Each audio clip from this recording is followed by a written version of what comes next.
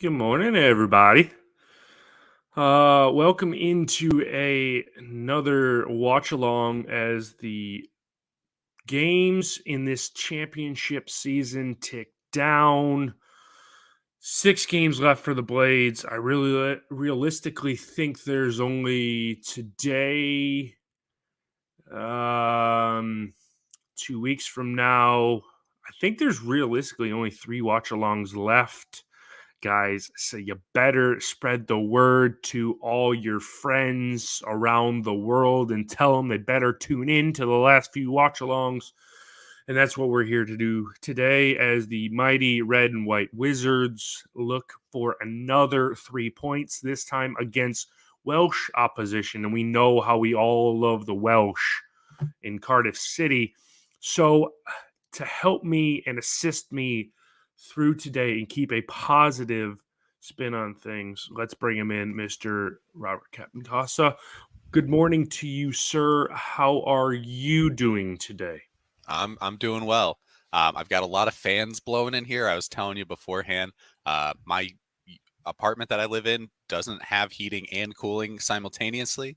And as an engineer who deals with this daily, it's really annoying to have to also deal with it at my house. So it was up to 83 degrees Fahrenheit. I did the math. That's 28.3 Celsius last night. I finally got it down a couple degrees. So we're sitting at a cool, comfy 25 right now with like multiple fans going. So apologies if there's some like white noise in the background today, but I wanted to be here. I wanted to participate.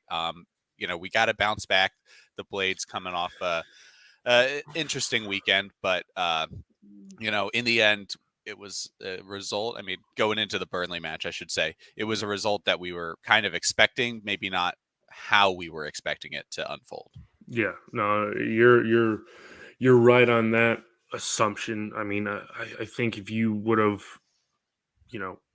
polled 100 United fans going into Burnley, saying, "What are your thoughts on the match?" and they would all, I would have said probably 88% of them would have said that we were going to lose, and it inevitably happened, but at the cost of our goalkeeper because a muck up at the back between Wes and Jackie Longthrow. And it costs Wes, I guess 2 games is the word, because it's a second yellow card and it wasn't a serious offense. So it's not the end of the world. We play Cardiff today and then Bristol City on the weekend or in the midweek. And Wesley will be back for a week from today when we take on National League opponents Man City in the semifinal of the FA Cup. But yeah, so it puts us between a rock and a hard place. And it, with these games meaning so much down the stretch now, I mean, I can't help but be nervous, with Adam Davies and seeing how he's, not really been too secure back between the sticks in the back. But, and I don't want to say this in, slighting Cardiff or anything, but, it's not the difficultest. Like, it's not the difficulty of the opponents that I'm worried about. It's just like him having 1 or 2 errors back there in leading to some momentum or maybe a possible goal when there shouldn't be a goal. So if we can stop that, I'd be okay and just have a nice, comfortable, clean sheet. Yeah. But then you look at the starting lineup and the big Bosnian, his wife's, I guess, giving birth as we speak. So he is not in the side, which that sucks. And, I mean, we can roll that one through. Show the folks the lineup if you haven't seen it yet. There's 2 big changes. Obviously, the West red card and the Anel Ahmed Hadzic change. Your thoughts on the Blades this morning, afternoon? It's certainly not the strongest lineup that Sheffield United has put out this season. Interesting that we choose to go with Baldock as our right center back instead of putting in an actual center back in Kieran Clark. And I think maybe that speaks to Hecky wanting it to stay a right-footed player on the right side of the defense rather than putting in a left-footed center back. But at the same time, the last couple matches when Max Lowe's been out, we've had right-footed wingbacks playing over on the left-hand side. So, it's interesting. We'll see how he does. I think Baldock's got the right stuff, and I think we've seen it before too, where Bogle and Baldock play next to each other on that side. I don't know about this season, but I think last year we might have saw it once or twice. So, it's probably not anything too foreign, and I think honestly we'll let Bogle kind of roam a bit more free and do more of that overlapping that Anel was doing, and Baldock maybe just hangs back a bit more and focuses solely on the defense today. But yeah, certainly having Davies in goal, not what we would prefer. But he's there. He's had good performances for us. It's just you have the occasional mistake or slip up that he could have. So we'll just have to wait and see. I'm still confident that the offense can get going, that we can put multiple goals in today, and I think without ruining my score prediction already, multiple goals on the way would be where I'm leaning. No, I mean, I would agree with you. I would like to see us put, and I'm just throwing this out there. It's not a match prediction, but I would like to see us put at least 3 or 4 past them, honestly. And that's not like, in my opinion, that's not anything that's too crazy, because you look at where Cardiff sit. They need this game as bad as we do, but they've conceded 46 goals, which down around the bottom isn't the worst goal differential, because, I mean, hell, QPR above them is minus 24, and everybody below them is Reading's on minus 19, Blackpool's on minus 24, Wigan's on minus 28. So their goal differential isn't bad. They just don't score a lot, because I believe they are the lowest scoring team in this league. Yes, they're the lowest scoring team with 33 goals scored. So you like to think that we're going to have a decent shot at, probably keeping a clean sheet, which I hope we can. And maybe we can, as I'll even harken back to the Wigan game, as bad as, or you look at the scoreline, it's like it's only 1-0. If we would have taken half of our chances, it would have been 4-0 at halftime. I mean, literally, if United bring their shooting boots today, we could put 3 past them by halftime, and this game could be completely to bed. The critics can move on and change the narrative and move it to the midweek fixtures, and then we can just say, all right, we're done. We're focusing on Bristol City. The next rung on our ladder going up the next league. I just don't want a 1-0, as Paul just put in the in chat row, and I forgot to say good morning to chat row. Scott messaged me earlier, said, "Oh God, Baldock at the back, going to be a red card." Possibly, I don't know. He could get Furious George and get furiously frustrated, and then end up taking somebody out. That is fair. There's always that threat with Baldock at the back, but no, I'm confident in him. And yeah, good morning, chat row. Good morning, everybody. Yeah, and as we said, Anel out this morning. The team put on Twitter that his missus is expecting and giving birth and all that stuff. So, that's a reasonable excuse, I would say. Reasonable reason to not be at the match. Do you think she said, "I'll divorce you if you're not here for the first child's birth," or did she say, "You know what, honey, just stay. The blade's over me, your passion over me." She probably guilt tripped him into that one. I am sure that there's some sort of mental math going inside of Nell's head, where if the gap wasn't what it was between us and third place, that maybe there's like a part of him that would play today.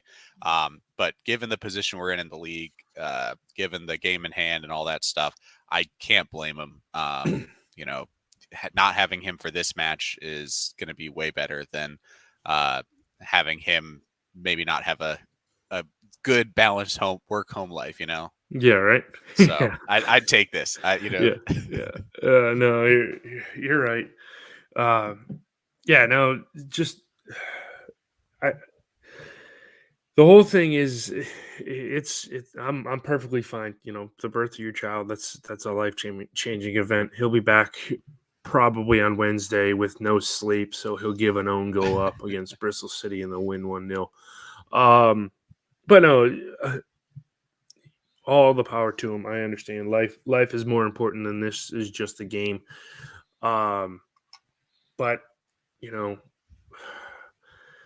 it's just like why my mojo is all messed up, and off the back of last night's Middlesbrough win 5-1 against Norwich, and it's like now everybody's talking about it being a 3-horse race for second place. And now Yeah. granted, we have 2 games in hand over Middlesbrough, which if we win today, they go back to 8 points. And then if we win the game in hand, they're 11 points out. They're pretty much on the outside looking in. So realistically, it is a 2-horse race for second, which, we win here. We go 8 points clear. If Luton get a result in the afternoon fixture or the 3 p.m. kickoffs, it goes back down to 5. But if we do win that game in hand, which honestly, they're going to have 2 games in hand. So the lead possibly could be down to 3 or could be down to 2 if they go and get a result against Middlesbrough. But in all honesty, I think, after our game against Man City next weekend, when we book our ticket to the FA Cup final after beating a small National League side, I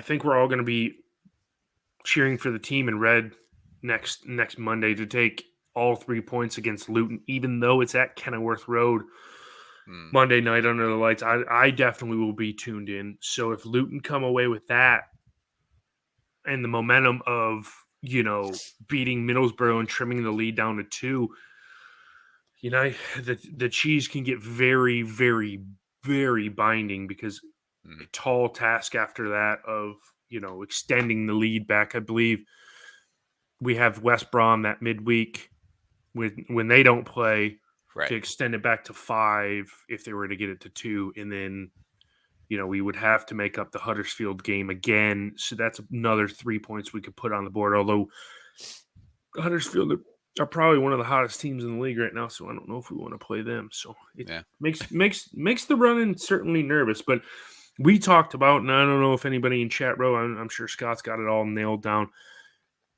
If everything goes to plan in say Luton win, or we promote, we came up with we're promoted with 2 games left.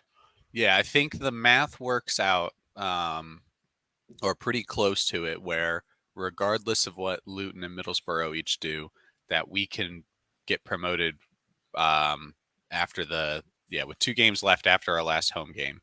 But yeah, I think maybe one result has to go our way. It really depends on the Luton Middlesbrough result. If Borough wins that, then I think we guarantee that we get promoted, in 4 games time, as long as we're winning them, right? That's the caveat here. We need to be winning our games. Yeah. But yeah, the fact that, we control our destiny and we control it in the manner which we do, that gives me some confidence and some hope that we don't mess it up. Yeah, right. Knocking on wood, all over here. But yeah, I think that it is probably going to be harder for us to lose this position than to keep it, especially given who we have to play left. And just the fact that we've got at least 1 game in hand. It'll be 2 at some point. But yeah. Yeah, and you look at who we have left. Obviously, Cardiff today, as I said, are fighting for to stay up in relegation, or a relegation battle, which they're on. They're outside of that zone right now. Then you go to Brittle.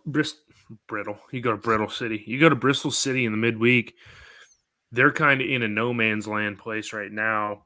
Then the small matter of the National League side, and then West Brom, they're kind of in limbo.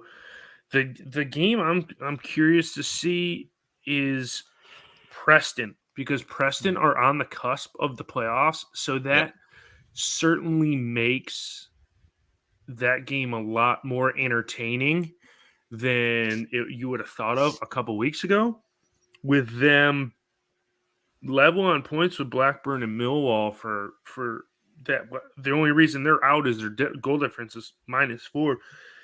But Bristol City, they're on the beach. They're going to have a middle of the table finish. You Yeah. can't really see anything out of them. Huddersfield have pulled themselves out of the relegation spot by 2 points. So I mean, you look at our games. Honestly, they're all kind of winnable. Birmingham are going to be by that time. Birmingham are going to be in probably on the beach. They're in theory in no man's land. As I mentioned, West Brom's on 57 points. They're behind Sunderland, and all the Sunderland fans are just kind of on the beach right now. So I mean, Yeah. we've got a few teams that are on the beach that might pressure's off, kind of looking towards next year. Not really much to play for, so they're definitely there for the taking. It's a matter of if the Blades can take their chances when they're handed to, and take advantage of, hopefully Luton and Middlesbrough slip up. The one thing I for so long in this second half of the season, it's been like, oh my God, here comes Middlesbrough. Oh my God, here comes Middlesbrough. They dropped 2 or 3 games in a row in the last 3 weeks. Yep. And then now all of a sudden everybody's jumped on the Luton train. Oh my God, here comes Luton. Oh my God, here comes Luton. Like, I think they're second behind Burnley in most points picked up this calendar year since start of January. So I mean, they have been there, but it's just they've been in the way back. They had so far to go. Yeah. That now, they're steaming down on us at towards the finish line. But it's like they've came from the cheap seats, and it's like, wow. I mean, if they would have had a little bit better start to the season, they probably would have been closer to nipping on our heels than they are currently. Yeah, I think Luton's issue is just that they are still probably a year or two out from serious promotion like contention. And I say that with, the fact that they could pass us and catch us, right? But their like long-term plan has been setting them up to make it sustainably to the Premier League with smart transfers, smart investing. And I think based on that, and from kind of the interviews I've heard you do, and thoughts on some of the forums that I've read and everything, it sounds like Luton, like, any team would take this, but they're a year early if they were to get promoted right now, or a year or two. They need a bit more time, 1 or 2 more pieces to be able to really make the push to try to stay in the Premier League, because that's the biggest thing. Is when you get promoted, you really just hate to do that yo-yo thing where you go down and up and down and up. You want to be able to sustain yourself like Brentford, and I think that's the model that they're looking at. Be able to stay there and sustain themselves in the top flight. So that's where I don't know. I doubt the players are thinking that. I doubt the coach is thinking that necessarily. That we'll sandbag it to not get promoted because we're not ready. They're gonna get promoted if they want to get promoted. Like, everybody wants to do that. So, but yeah, that in the back of their mind, I'm sure that's playing. This is a good piece of information from Scott. I was listening to the championship chat podcast, which they do a good job. It rivals the second tier podcast. If Luton go up, they're going to get a brand new stadium. They're going to move away from Kenilworth Road.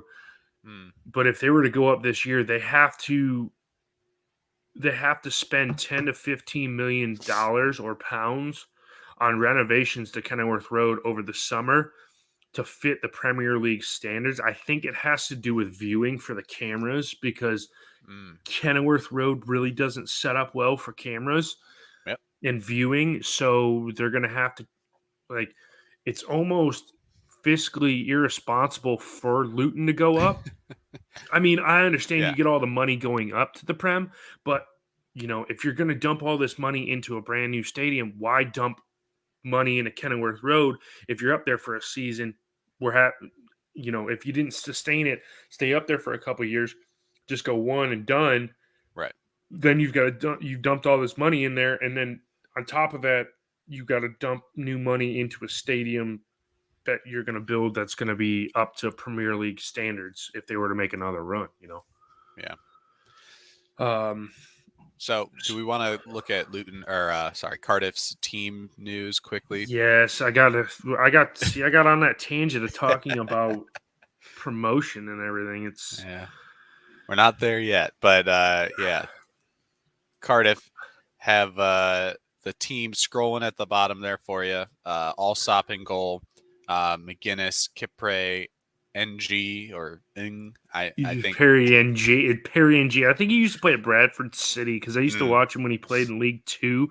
I think maybe it was Northampton Town that he got promoted with, and then he was like the next new defender that were going up, and a lot of teams were interested in him, and he's found a home at Cardiff City, which is interesting.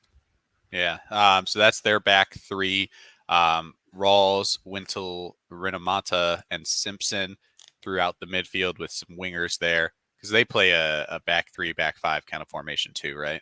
Mm-hmm. Yeah. Yep. Philogene and then Kaba and Etete.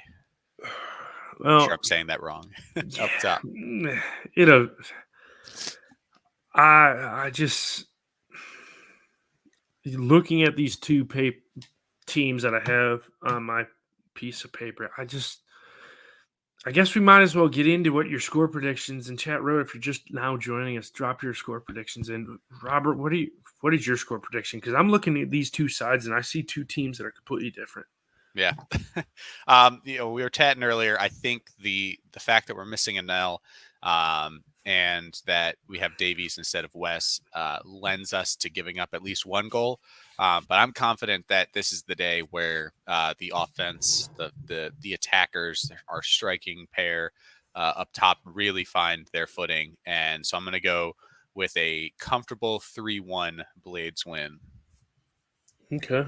I will take that as Scott jumps in with a head scratcher of a prediction there. You usually got opposing teams. I think I'm probably going to take I'm going to go with Scott and say a comfortable 2-0 win. I just think that, as I alluded to, Cardiff aren't very good going forward. 33 goals scored this season, the lowest in the league. So it just boils down to I can't see him scoring, honestly. And then we're able to probably get two off of just like McBurney is due one for so long. And I think McAtee, it very well possibly could be the two City boys. And I think over the next two games, I think they're going to make themselves known because they're going to have to sit out next week when we play the National League side in the FA Cup semi. I just think they're gonna help us and be like, here, we'll help you guys over the hump because we can't help you next week when you throttle the National League side 7-0. So, yeah, I'm going to go with 2-0. Good morning to Dublin Blade. Yes, it is early on this East Coast time zone. It is just before 7:30 in the morning on the East Coast over here. And for our sake, hopefully we don't play any more early kickoffs. I know that, the midweek game will be 3 p.m. kickoff, so that helps us there. The Man City game, which there won't be a watch along, at least I won't be a part of it. I don't think Noah is. I think you guys are doing some Blades fan meetups. I just realized like months ago I booked a kayaking trip that weekend. Maybe I didn't predict us to go through, or I just hadn't checked the schedule. So the wife and I may be on the water when the game happens, or It looks like that's the one day this next week it's raining in our area. So maybe Perfect. fingers crossed they cancel it and I don't have to be that guy who like backs out of a $50 kayaking trip. Yeah, right. Uh, but yeah, so we'll see. I may be watching this one back on replay. Hopefully then it's a matter of we're getting stomped on and so I don't have to watch it live. I mean, you're But not gonna miss anything except for a Sheffield United win, convincing. I mean, it should be over before halftime. I would imagine yeah. 5-0 probably. I mean, and that's the thing, realistically, though, right? If we lose the semifinal match against City and I'm not watching it, then cool, I don't get to watch a loss. I'm okay with that. Yeah. If we win and I'm not watching, then that means that I will be able to watch the final, and there'll be one more game in the cup to play, Yes. right? Yes, it's That's true. the mentality that me as an American sports fan, when I can't watch like game 6 of a 7-game series and my team's down, and like, well, if they come back and win, then I'll get to watch them the next night. If they don't, then at least I didn't watch them lose the championship, right? Yeah. That mentality is ingrained in me from like childhood. So Makes I'm sense. I'm okay if I guess have to miss that one. Wouldn't prefer it, but yeah. That makes sense. Though, I mean, it'd just be. It would also, if we were to somehow pull up the massive upset next weekend, we would have plenty of time off before I think the final. I think the final is like the third weekend of May. Yeah, it's because it's like So, after all the leagues finish up and well, everything. yeah, I don't even know because the Prem doesn't finish up till the end of. Let's see when the final would be. Honestly, I don't have any idea when it would be because June 3rd. So our league campaign, if we don't falter down the stretch and fall into the playoffs, Hmm. the final is almost a month from when we end the season, which is odd. Think of probably all the people that we might be able to get back for that game, like the likes of Reese Norrington Davis. Yeah, Brewster's been shelved for the whole year, but um, it could be a completely different side. We could have better players in that side, but I mean, it would just only add to our side going into that game. I mean, that'd be crazy if we beat Man City because all the betting money would go on I know. probably us to win the damn I thing I if we I, beat Man City. I would put like probably 10 pounds on United, right? Because the payout that you get is Oh, I am. probably like, I triple to 10 times your money and whatnot. oh, I'm not a betting 100%. man, but Oh, I would that's probably do that. I am 100% doing that because that makes fiscal sense to when we won on like a 99th minute winner in regular time. Um and everybody goes nuts and I'm like I'm going to the bank with all kinds of money. Um but no, it's the whole thing is we really have to be Bayern Munich fans this week because we need Bayern Munich to pull that 3-goal lead back Oh, yeah. against Man City Or break a to few legs. I don't want to have injuries. Um but no, we need Bayern Munich to go and, get a result and maybe force extra time against Man City. That way they have to play 120 minutes and then turn around and play us on Saturday because it does work out with us playing on Saturday and then Tuesday. Then it works Mm, out for us. We get the extra day's rest going into Saturday yeah. next week. So, Yeah. So, oh, yeah, I think there were two other score predictions I threw up there. Steve York, the only person not predicting a Blades win, has the 1-1. So hopefully not that Steve, but there's a chance. And then I thought I saw another one, but yeah, it might have been just Dublin Blade. He's got the family over from the U.S., so they're not the Bidens apparently. I Dublin Blade. I thought you were related to Joe and to Jill. Joe. I guess that Delaware Pennsylvania blood doesn't run that deep. So, um, but uh, yeah, I best say just trying to sync up with you, Chad. What are you seeing on your screen right I now? am seeing the Cardiff City lineup right now. They are Okay. going through it right now. It does look like a beautiful day in the city of Sheffield. Sun is out and beaming over Bramall Lane as Hmm. we are about to get this bad boy underway. And Cardiff all in blue, the Blades all in their majestic red and white stripes. How could you not love an early kickoff in the championship, the greatest division in the whole of the world? And if we do get promoted, I am going to miss this league dearly, dearly, dearly. But it will not tune me away. Just from us being in the Prem next year, if we are, it won't turn me away. I still will watch every championship game I can. And did your screen just drop out? Because mine did. Yeah. I've got two screens. Okay, it comes back. I've Oh, it got the does. laptop, which is like probably 5 to 6 seconds ahead of the TV. I was Okay, just thinking, but yeah, it does here we come go. back. Okay, So so Cardiff are going to get us underway here. Kicking from left to right as Cardiff City players take the knee. And that was a quick knee. That was about 5 seconds. And then Cardiff are going to get us underway in the glorious sunshine in South Yorkshire. And we are underway all the way back to Allsop in goal as Dumb Idiot It's Me sings the Greasy Chip Buddy song, and everybody's happy. And all right, okay. Now the nerves are really going to set in for the next 90 minutes. So buckle up, folks. It's going to be a bumpy ride. But this is your captain speaking. We're clear for takeoff. As the ball is at the back currently with the Blades. Squarehead Egan over to the man replacing the big Bosnian, gorgeous Bulldog. We're just kind of passing around in the back. It doesn't look like Cardiff want to press the ball very much.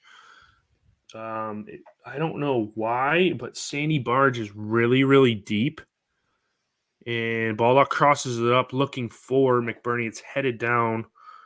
McBurney's probably going to end up winning this. He heads it instead of taking a touch.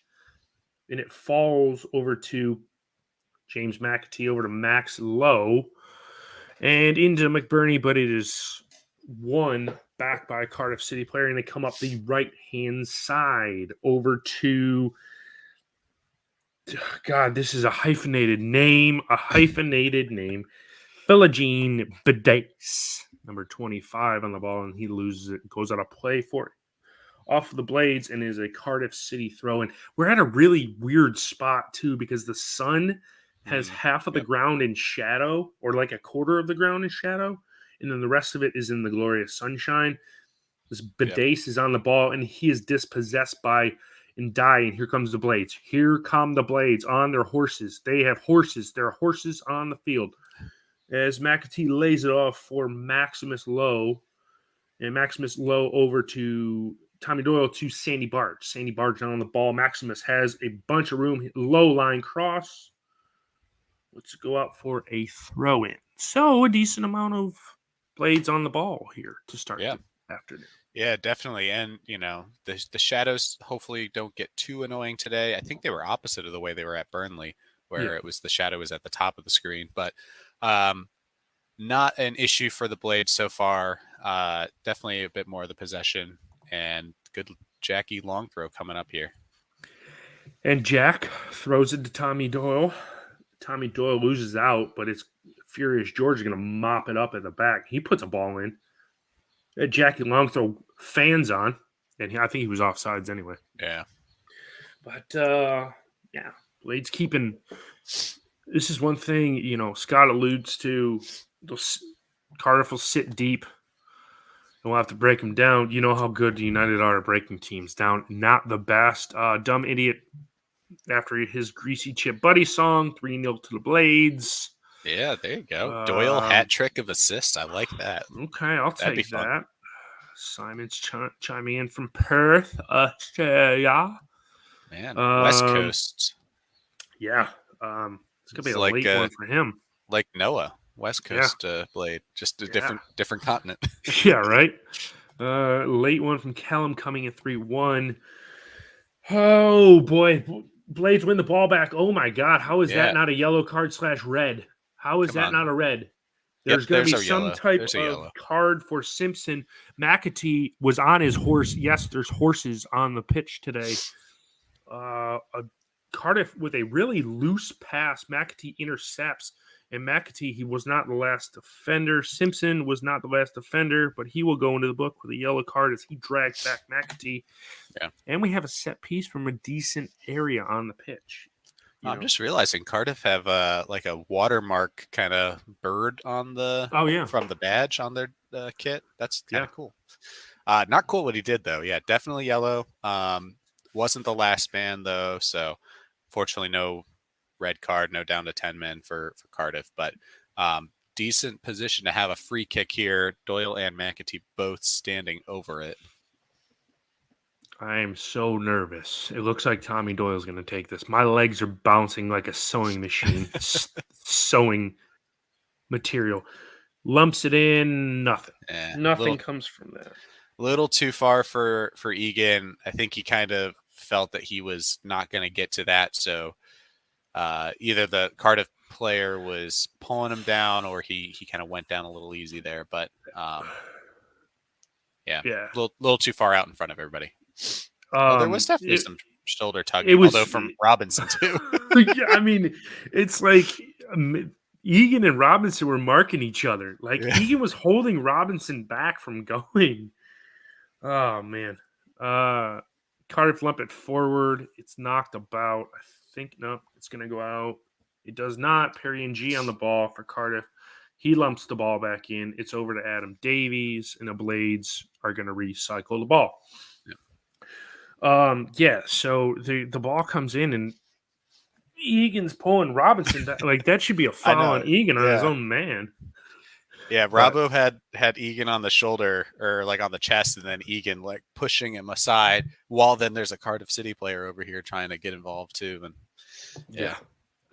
Blades come again. Tommy Doyle on the ball over to Jackie Longthrow. I got to get used to Jackie Longthrow in the orange boots. I believe I called him James McAtee the last time he had the ball. Sandy Barge on it now in the midfield. Just kind of Cardiff's not really pushing up and pressing, as I said earlier. Oh, God, that was a terrible ball from Baldock. That's given away. And Cardiff are going to try and get it out of their own half, which they don't. They're on the ball now, but Blades win it back as Jaden Bogle had it. Looked like he was tripped, but no foul. And here come Cardiff down the right-hand side. They hold the ball up with Badass again. Badass still on the ball. He's going to bedazzle something and shoots, and it is way wide. Yeah. So, first shot in anger. Yeah, interesting, giveaway from Baldock, and then, they end up on the ball. Shot was nowhere near the goal. But it's interesting to see Baldock is definitely playing wider, I'll say. He seems like he's playing more of his wingback position than the traditional like center back spot where Anel is usually playing. And Baldock and Bogle is almost like all the way up like a winger would be. So it's interesting to see if that'll come back and bite us at any point. But it's a very wide three at the back. Yes. And then Sandy Barge has to pick the ball. He's almost playing like the wide back three, and then there's Sandy Barge, and he's getting the ball every time out of the back. Yeah. It's like Barge and Doyle are sitting back as we have a little bit of interplay between McBurney and Ndai, but we work it over to Baldock. But it's a weird setup here because now Baldock's really far and we are exposed, and there's probably only two at the back. But we can't see who else is back because Jackie Longthrow and Squarehead are back Egan's there. And then Doyle and Berga, because of that overload from Baldock as he gets up there, crosses out for a throw. Yeah. Yes, Blades throw. But yeah, as he's pushed up that far, it forces Doyle to have to sit deeper. It forces Sander to have to sit deeper. It's interesting to see how this tactically will play out. And Sander and Tommy Doyle are almost playing like call it a double pivot, where whoever's going forward, the other one drops back. You just kind of get this little like ballet dance going on in the midfield. Yeah. And McAtee and Adai get to run further forward. It just hasn't typically worked when Berga does that with Norwood. Norwood needs to be that single focal point in the back of the defensive midfield. I think Doyle's more okay with sharing that as Low crosses in. Ooh. Is it going out for a throw? Throw to the I think it blades. was. Throw to the blades. Throw Yeah. to the blades. Really haven't missed much since Robert's been filling you guys in how blades is set up. A few chances for the blades, but Max Low with a low driving cross. It's cleared out. Blades have a throw. It just Cardiff is not pressing the ball, and they really can't win the ball off of us, and we're keeping them pinned in their final third. They haven't had the ball. I mean, the ball has rolled across the halfway line, but that's about it. They haven't played the ball in our half in about, what would you say, 3 minutes? Yeah. And just since I know there's a couple folks asking, so this is the Blades lineup on the bottom. Bogle's playing on the right wing back, Baldock on the right center back because Anel is out this game. His partner, Mrs., is given birth. So congrats to them. I'm in labor. Yeah, hopefully they're doing well there. So that's why Anel's not in, and obviously Davies in for Wes in goal because of the red card against Burnley. So. Yeah. But yeah, everything else is pretty typical lineup, typical formation and everything. But yeah, I just wanted to make sure you guys saw that. If you haven't seen it already, Blade's still in possession. I mean, it's all in Cardiff's half. I mean, yeah, the ball rolled over the halfway line because we were cycling it about. It's with Max Lowe on the left-hand side. He's going to work the ball inside, looking for him to die. He dummies it, gives it to Jaden Bogle, but then it falls back to Sandy Barge, and we go again. Oh, cut out by Cardiff. And but it seems like they were only playing. There's only one player that gets the ball, and it's Badace. And is that Philogene? Yeah, Philogene, the Philogene hyphenated. So Perry NG is going to have a throw in to Cardiff. As you can just tell, they're like, all right, we got to breathe a little bit, and they're taking a moment to have this throw in. Throw in comes in, and it gets up to the halfway line, goes out for another Cardiff City throw. It's just, you feel like Cardiff are just going to try and limp this bad boy to the finish as long as it stays 0-0. But I feel if the Blades are able to get a goal, as here comes Cardiff have their best chance down the right-hand side, but it's closed down by John Egan. And it is Rinma Mota on the ball, but he is dispossessed by this defender's name, Illiman Ndai, as we play it into the box. Gosh, and oh my God, what is Tommy Doyle doing? Get it out of there. God. Oh my God. Get the ball out of you. Tommy Doyle, you idiot. What are you doing? So Cardiff have a corner out of absolutely. Why does he dribble the ball towards the center of the box anyway? Yeah, he needed to hit that first time and clear it. Now, to be fair, Ndai also turned towards the box instead of towards the touch line. And then Doyle had to go that way. But instead of kicking it clear first time, he decided, oh, shoot, I've got a defender on me. Let me try to take a couple steps to get more room. And all that did was make his ankle go right into a crowd of players. And the ball luckily landed between Baldock and Robinson. They could get it out of the area. And then Doyle and Davies had to follow that one out for a corner. If this leads to a goal, I'm going to be livid. I am going to be absolutely livid. Oh, thank God. Yeah, McBurney's strong with the head there, but still got to clear it from danger. Oh my God. Adam Davies is so bad. Why does he even touch that? I think he needed to. The ball's going out of play. I think it was wide. Cardiff are going to get a goal here out of absolutely nothing, and we won't be able to score now. Jesus. Hold on. This is a better angle. Yeah. Was it actually going on target? I think so. Oh, yeah, it was. I mean, if anything, it was going to hit the inside of the post. But and then McBurney, another headed clear. Come on, Ndai. Go on. Corner. Go on. And I think he dribbled that one on a play. Of course he did. Yeah. Of course he did.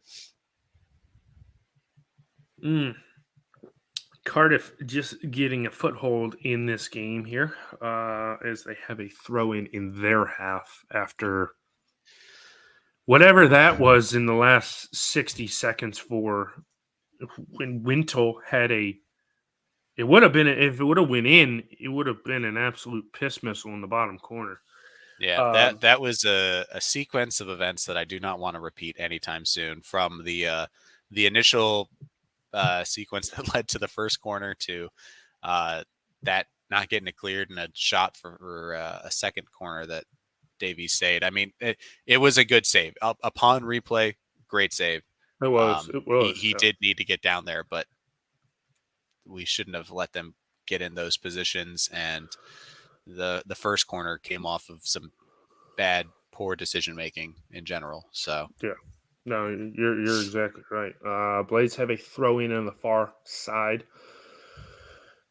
It's back at the foot of George Baldock, and we're going to work it around the back and maybe try and calm it back down again. We work it over to Jackie Long throw, and he lumps it forward. There is a clear and obvious foul on McAtee, but that doesn't get called. Cardiff get the ball back. That's going to be a foul on McAtee.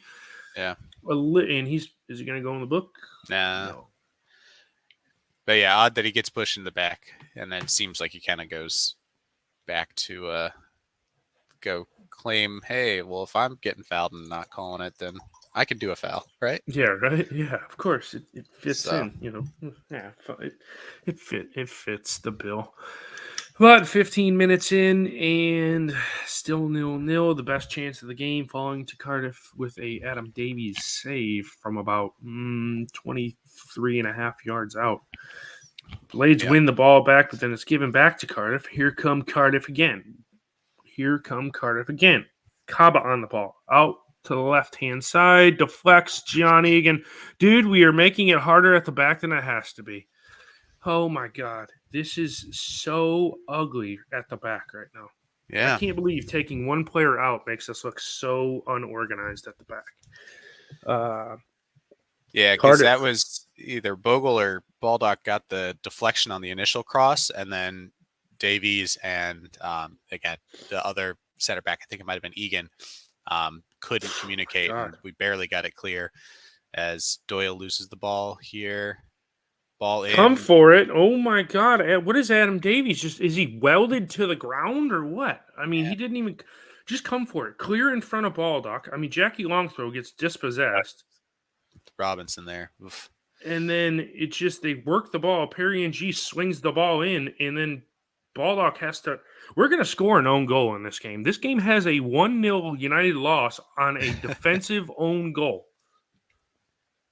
I mean, it's written all over this thing. Cardiff have, seized control of this game. We look as bad as Cardiff did to start this game. I mean, Baldock just absolutely given up about 3 inches to up. That's going to be, what a save. That's a penalty to Cardiff City. I think a foot to the head as we're trying to clear the ball is what it looks like. Yep. So Blades are going to go behind, and this is probably how it's going to finish if they make it. Yeah. So I'm curious on this. I mean, 100% Max Lowe's foot hits the ball. I think Simpson heads Max Lowe's foot. Max Lowe goes into the book. And the yellow card for Lowe. So obviously no VAR, so the decision will stand. So now we're in this point, right? That Dublin Blade, Scott, and everybody's talking about. If Cardiff scores this penalty right here, that's just put everybody behind the ball, defend for the rest of the game, and it's going to be that much harder for us to get back into this. But yeah, Cardiff as Kaba stands over the ball, penalty spot. Adam Davies. I hope he saves it, and he does not. Blades trail, and I believe this is how it's going to finish. The Mighty Blades go a goal behind due to a Max Lowe giving away a penalty, and Kaba from the spot makes it 1-0 Cardiff City. So we run about 19 minutes, and Blades are behind. I mean, Davies honestly, almost got that with the foot. yeah, I mean, Davies almost got it with the foot, but I mean, it's yep. And in a game where the Blades should win this one, we're probably going to take a defeat. And the cheese gets more binding because, I mean, you just can't. It's one of those things that's always going to be given. Yeah, I just keep Especially in looking at it, and Lowe gets his foot up there first. He gets the ball. Simpson heads like Lowe's foot. I agree it's dangerous to put your foot up there when there's a player, but he did not like kick Simpson or anything. So I'm annoyed with that. I have no idea how VAR would rule on that one, if they'd let it stand or if they would overturn it. Yeah, but that's just, it's unfortunate that it came He's to that. offside. Max Lowe offsides. So Max Lowe at both ends of the pitch just hurting United. So yeah, it's probably gonna be probably gonna end 1-0. If I had to bet, I'd probably put the house on 1-0. Because United aren't gonna do anything. They're gonna try and force it and just be. It's gonna be 10 men behind or 11 men behind the ball for Cardiff, and see you next week, or see you on Tuesday against Bristol City, because we're not going to create anything, and there's no creation on the bench either. So yeah. Ball comes in, and I will take a moment here. Dublin Blade, all before that penalty fiasco happened. Make sure you guys like the stream. Yes. Wherever you guys are watching, go give it a like. Subscribe, follow to Sheff United Way, as well as Red Half of Sheffield. Chad and Noah do a great podcast I feature occasionally as the Blades getting into the box here. And it looked like Ndai was being pulled back, but no foul given, and it's going to be a Cardiff City throw. Fans are furious there. Oh yeah, on the side. Ndai just doesn't know how to go down in that situation, because he was being fouled when he gets the ball. Right here, he's being fouled, and he just is strong enough to not go down. I don't. So yeah, we got to get back in this. I mean, you got the talent on the field. Yeah. Oh my God, McAtee was absolutely cleared out there. Here comes Atete down the left-hand side.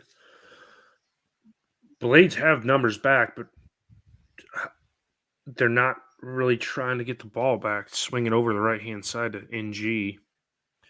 And Max Lowe's probably going to give away another penalty here. Here's an well, we haven't seen a Blades own goal, so I've tapped that as one since this game started. So Cardiff are gonna get two, because it's gonna be an own goal, as United just. I mean, Bernie wanted a foul and doesn't get it. This ref's and not then getting here comes anything Egan. for us. Yeah, down. Oh man.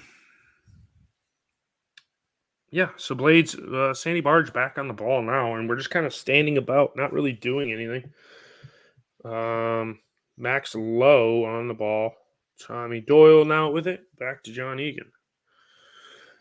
Yeah, Egan looking for an on runner, but no one's really wants to do anything. Bollock makes a 3-yard pass, and then Bogle been terrible today. Gives it away, and then Cardiff give it away. Back to Sandy Barge. We're looking to work it the right-hand side, but we're only passing it within a 5-yard box. Now we're trying to switch the play over to Tommy Doyle. Tommy Doyle over to Max Lowe. Max Lowe working it in, but it is laid off, and McAtee has not been very good today either. Here come the Blades again. McAtee making a run in the box. Yeah. Get in! Come on! Get in! 1-1! Let's go. Something out of nothing. Let's go. Let's go. That is absolute class from the Mac Attack. I'd buy him for 80 million pounds right now. We need to buy him. We got to play it.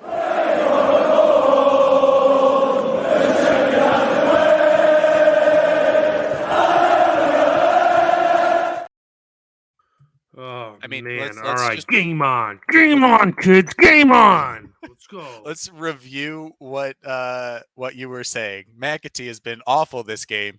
Drives past 3 players, shoots and scores. Yeah, he did. You've got that magic now. Yes, exactly. Yes. McAtee, you can see it in his face. He wants it. He wants it as bad as I do. Blades, Cardiff City, level. After a penalty from Kaba, McAtee gets the goal on what minute was that? 23? 24 minutes. Yeah. So we're all level in this game. Okay, doesn't feel like we're going to lose 2-1. We might draw this 2-2 now. But yes. Let's Cardiff on the ball now as we have restarted. Oh, man. All right. Blades level. Blades trying to get the ball back. Sandy Barge is now further forward. Max Lowe dispossesses the ball but doesn't want to give a foul because he's already on a yellow card. But Das is their only one that's going to shoot. I was thinking that, Scott. You commented it. That's what I was thinking right there. The old Billy Sharp has passed it and then goes and scores a goal. Yes. McAtee's been awful today. Goes and scores a goal. Yes, exactly. Blades back on the ball as the only one aside from Kaba that wants to take a shot is Badass. Wintle did have that rocket from about 20 yards out. Blades, nice little piece of interplay here. McBurney on the ball now. He looks up, sees Ndai. Ndai going to get to it. No, it's going to run out for a Blades corner. And, this could be a game where, let's hope we have a good set piece here from Tommy Doyle. I'd like to see us get a set piece goal. All our defenders have been absolutely terrible this season at scoring from corners. Yeah, it's been a while since we've scored. We had a few early in the season, but we lose a lot of height without an L in there. You're really only looking for John Squarehead Egan, and we go front post, and it's cleared out for a Blades throw. I think they was looking for Furious George, but it gets cleared out, and Blades have a throw because Cardiff keep all 11 players in the box, it looks like. Jackie Long throw with a black toweling off his balls. That kid's job is the most important in the stadium. Yes, hold the towel. Jackie Long throw holds it high above his head and does a front flip and throws it in, and it's probably going to hit a Cardiff player. It does. Cardiff see it out, but only to Tommy Doyle. Tommy Doyle over to his Man City compatriot. James McAtee back to Jaden Bogle in defense. Good God. We're all out of sorts there. Jaden Bogle playing Jaden Bogle and Tommy Doyle playing center backs right That's now. What happens in set place pieces. You put your wing backs to defend. So oh God. I wouldn't want Jaden Bogle defending. He can defend a stop sign. As the Blades work it around the back again. Sandy Barge in the deep roll, picking it up. Back to Egan, to Doyle on the ball now, over to Furious George. We're just kind of holding it's back to us holding the ball and Cardiff not really putting any pressure on as we try to lump it all the way over to Max Lowe. Why does Max Lowe make more of that than he has to? Just chest it and play the ball. I think it bounced higher than his head, so he had to jump for it. Just to me, it looked like he just over dramatized that. McAtee on the ball, Looking for Max Lowe on the left-hand side. Back to Jackie Long. Throw over Sandy Barge. Sandy Barge over to Tommy Doyle. Blades trying to work it through the middle now to Ndai. A heavy touch from Ndai. Sees the ball back to John Egan. Egan's like, screw it. I'm going to take it myself. Over to McAtee, who lays it off to Max Lowe. He's not going to be offsides. Back into McAtee, who's been terrible today. He plays the ball into the foot of the Cardiff defender. Didn't work that time. No, it did not work. I was trying to say our defense had been terrible at heading in crosses as the ball falls to McBurney. McBurney over to, is that Johnny Egan that far up? Jesus, what do we have him that far up for? Heads go up. McBurney gets held up. No foul.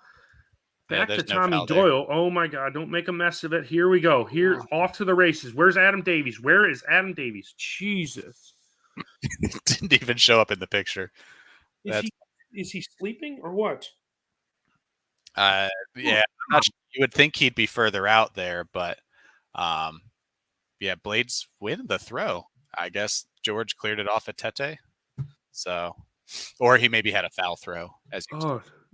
Look who joined the chat.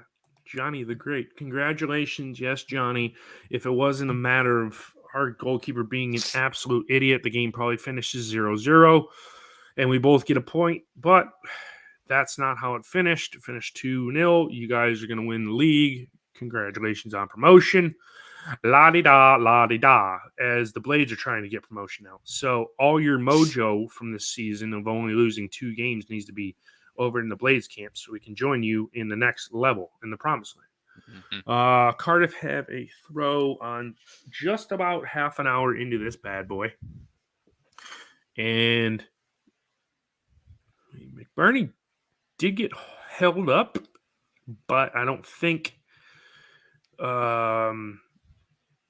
I didn't think there was that much in it. They were showing the replay just now. He kind of was trying to go through a player, and that player just stood his ground, had a little bit of the arm hooked around, but I think it would have been a very, very soft penalty to give there, being in the guard and everything. In the box. I would just like to see us get a penalty given for the Blades because we haven't had one since, I think, the Millwall game. Yeah, I think, it was either Blades Pod, I think, or somebody this weekend, or this week on one of the podcasts said that we've only had 2 penalties and we missed both of them or something. Mm-hmm. So, like, we have not scored a penalty this season. Yes. Stuart, this game is wild. It's a little enjoyable right now. I'd like to be up, at this point, but and then Philippe Palmer, your point is exactly on. McAtee is like a burst type player is what I'll say. Like he shows up, and when he does something, he does it amazingly well. But then he could go silent and kind of be non-existent for a majority of the game. Doesn't have a huge number of mistakes in him, but really needs to, I think, for his improvement to the next level, he's got to get more involved throughout the game. Not just like those 1 and 2 small chances that he usually has, because he takes them amazingly well. Mm-hmm. So. No, you're right. As Jaden Bogle just gave the ball away, but he got cleared out, so he wasn't. Yeah. I mean, he got cleared out, so it was a foul, and Blades have the ball back. Yeah. See, okay, Johnny's on our side with us getting promoted. Hopefully, Johnny, we should, if we can muster 3 points up here today, we're only a short while away from being promoted with you guys. Tommy Doyle on the ball, looking over for Furious George as the sun has gone away at Bramall Lane. Clouds have taken over. John Egan with a cross-field ball looking for Max Lowe on the left-hand side. It finds him. Loose touch. Back over to Badass, and it's cleared out by Jackie.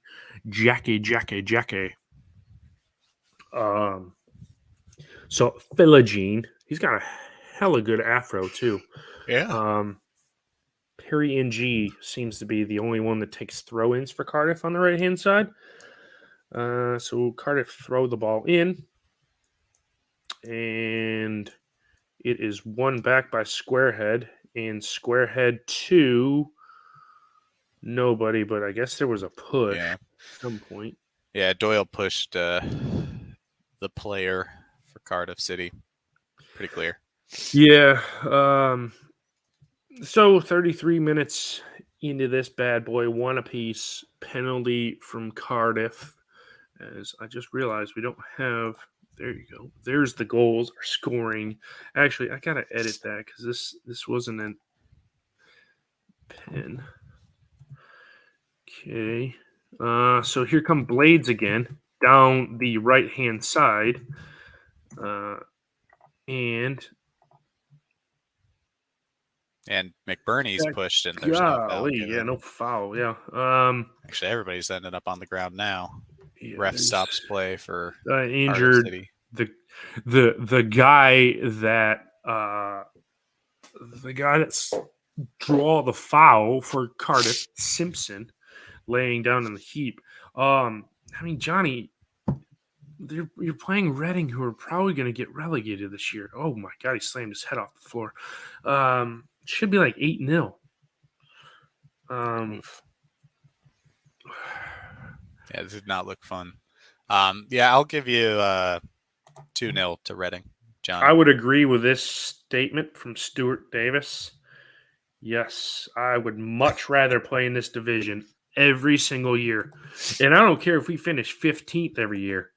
I mean, I would take it. I would just much rather playing in this league than the Premier League.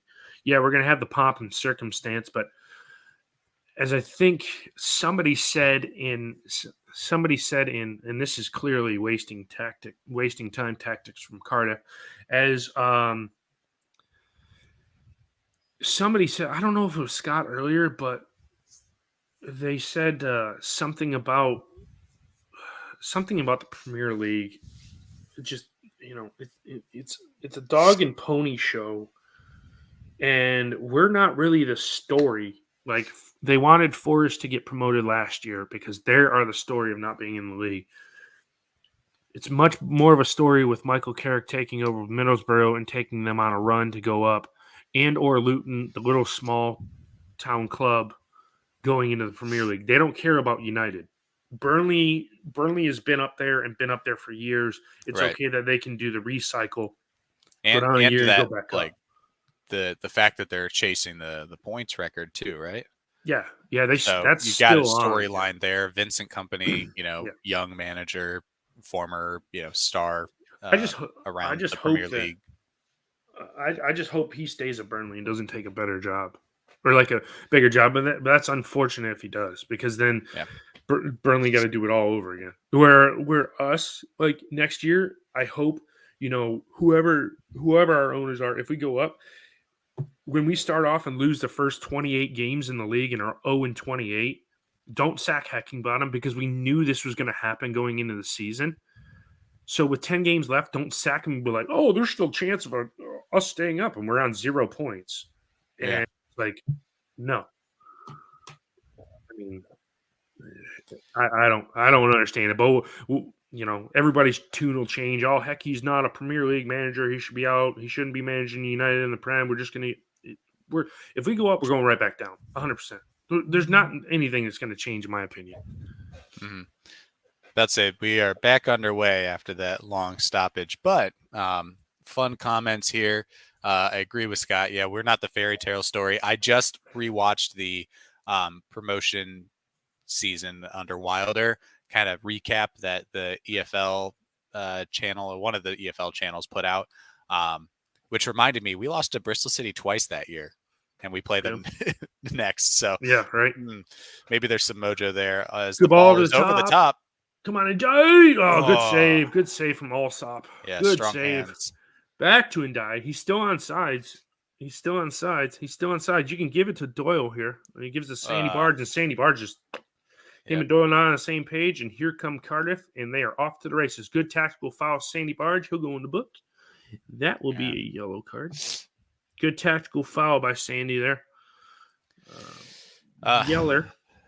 That'll be a yeller card. Just great opportunity here for the Blades. Switch right to a great opportunity for Cardiff. And yeah, definite yellow there. Yeah, it's the only guy that's did anything for Cardiff this whole game is Philogene, as they re-show the Ndai chance at the other end. And yeah, then Sandy Barge, you know, has the breakdown with Tommy Doyle in the midfield, giving away. Sandy Barge then tactically fouls Philogene, and Cardiff have a little bit of the ball, but they are Ooh, there's a foul. that should be a free kick to the Blades, and it is. Um. So yeah, Blades have a free kick on 38 minutes.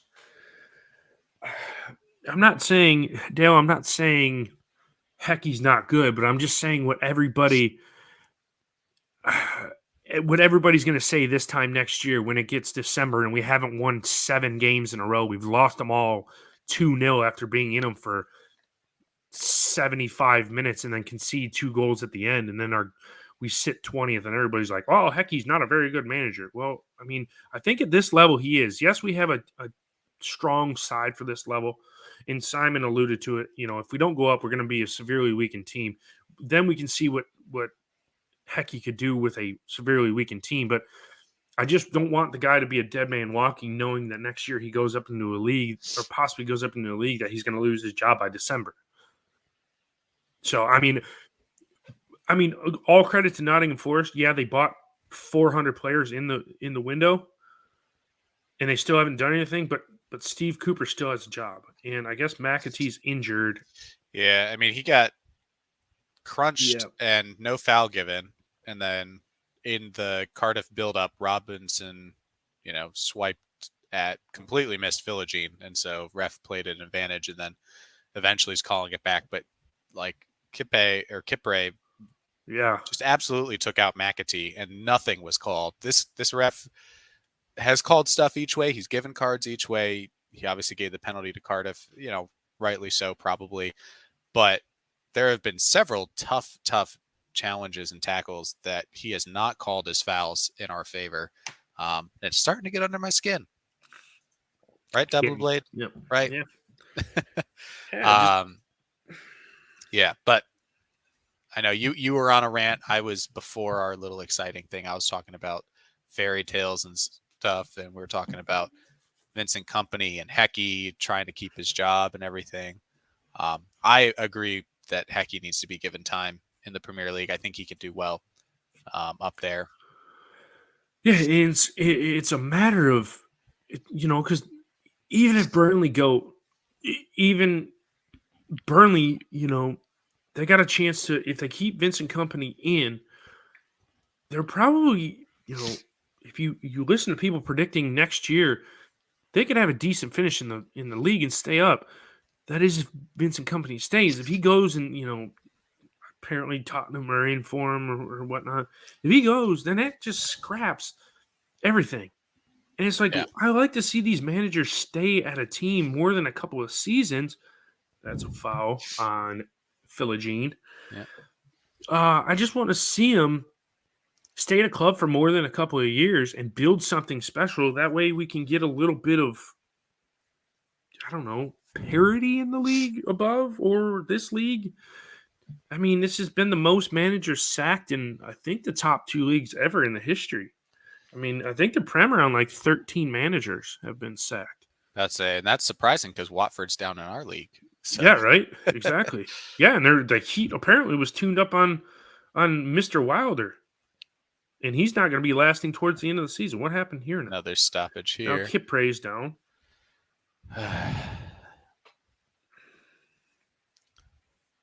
So it was McBurney and him going for the header. Kipre got it. I think he took a finger to the chin or something from McBurney, or I guess wrist to the face. Just the arm swinging through on the momentum there. But things are getting a little chippy now. Yeah. So Scott was right. He did send a message to me saying there's going to be a red card in this game, and this definitely looks like we're probably going to end up with 5 guys, and they might end up with 2. Um, I don't. I think Cardiff City at this point are angry at McBurney because to them it looked like he swings his arm at Kipre, who was the player who fouled McAtee and it didn't get called. Are So they going to send off McBurney because he's going now, over to the fourth official? I think he's going to be sent off. Or no, okay. It looked like he was running over to the fourth official to say, "Is there a red card?" Uh, I think I don't know what also we're I doing. thought, A drop ball to the yeah, I was about to say Blades. it should be our ball. So there you go, because that's who you blew the whistle while it was our ball. So Doyle with a high fly ball to right uh, center field. That's over Jaden Bogle, who's been absolutely terrible in this game. cue Bogle If it Bogle. wasn't for Ahmed Hodzic being out, Bogle does not get anywhere near this side, in my opinion. I think he has been an absolute disaster for most of the season.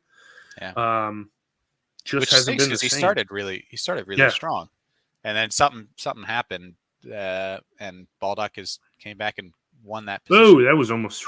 That almost would have been through. Blades would have almost been on goal, and Dye would have got it saved though, because he always does when he's wide open. Cardiff have a throw in inside the Blades half as we are about 30 seconds away from halftime. Blades are going to defend this throw in, and it gets to Phil. I'll say if you've heard this name before, Philogene tries to get the ball and ball over the top to him. Die. He's in behind. Come on. Oh, another good save, and then he gets taken out, and the ref doesn't say anything. Yeah, Blades are going to follow him. Sandy Barge can't do anything because he's on a yellow card, and if he touches him, he's going to go into the book. there you go, McBurney wins the McBurney. ball back. What a good win. Hold the ball up. You don't have to do anything. Lay it back to Sandy Barge. Sandy Barge, top of the box. Come on. Has a rip, and McAtee just takes it away from goal by deflecting it. I don't really understand that. I think the keeper would have been there to save it, but yeah. Yeah. It still probably would have went out for a corner to Blades. But what in a Dye, ball. it has like, I mean, every time he's just got to score one of them. You give him enough chances, he's going to score. Yeah, I don't think that one was on target. I think it probably would have rolled wide if the keeper hadn't gotten his hand to it. Yeah. But still, the fact that the keeper had to kind of push it away and didn't catch it cleanly. Oh my gosh, Davies. God. Oh my God. Right now, they need to take Davies out of the game and put Dewhurst in. I don't care because Adam Davies is completely clueless in goal. Completely clueless. You've got to come for the ball, dude. You have to come for the ball. I mean, that one also, Bogle does nothing. He tries to box out his man instead of running for the ball, and Rawls just can easily run to the other side of him. I mean, that should be good 2-1. for Davies. That should be 2-1. Yeah. Good for Davies to, like, stay strong, get big. But the two of them, that was almost a Robinson-Fotheringham fiasco. I mean, that was like pitiful. Against Burnley. That was absolutely pitiful. Thank God we have West back in for Man City, because when we lose, we're with Adam Davies, they probably put 10 past us.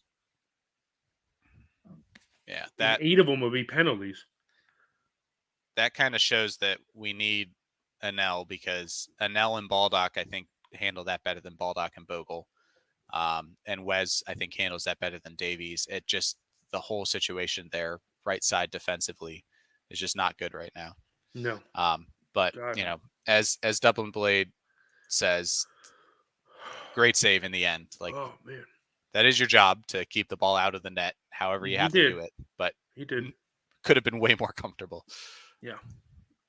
I don't know where Baldock's going, because he just waited for that ball to be high fly. Ball was deflected off Baldock, and then Sandy Barge is going to get sent off in this game because he cannot not put his hands on the defenders.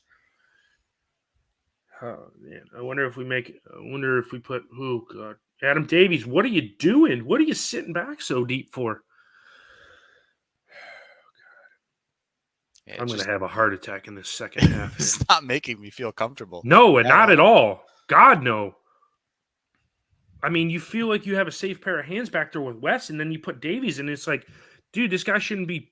He should be playing goalkeeper for somebody in the National League North Premier Division. Lay it off. Mac has a shot. He goes a little selfish. A little I don't think it was far selfish. off, but yeah, you have Max Yeah, Lowe, you got Max Lowe wide open. and Max can either take it or cross it in for the head of McBurney, but Man. doesn't miss by too much. Hyder 3.9 with Bogle off, Clark on. We might have to go to a back four. But, I mean, I don't yeah. know. I think I'd take the back four over Egan moving out of the middle or putting No, someone else because in. I think You we need to just keep need Egan Egan. there. We need some security. Yeah, it would 'Cause end if up we, just being a wrong-footed defender is how yeah. I'd do it. But Mm. As Cardiff have the ball with about a minute left of half. Philogene, their only playmaker, and they're going to have a rip from way outside, and he slips. Adam Davies like, I got the ball now. I want to go. He whips it down and just turns it over. An ill-advised throw. You're not an NFL quarterback. Blades win the ball back after it's given away by Cardiff, and Dye lays it over the top for I Tommy think Doyle, that's or is that Doyle. McAtee? That's Doyle. And he clears the ball into a Cardiff player, and that should just about get us over. Tommy Doyle has been pretty bad in this game too.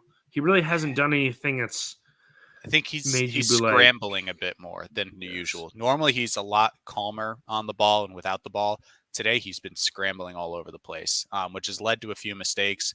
And as the first I mean, half that was comes pretty to a close, pitiful. but That we finished that one as a pretty pitiful first half comes to an end. The goals are scrolling across the bottom of the screen, and I will put up the halftime score of Blades 1, Cardiff City 1. And your thoughts on the first half there, Captain Casa? yeah, shaky, nervous, uncomfortable, all words that I would use to describe United in this first half.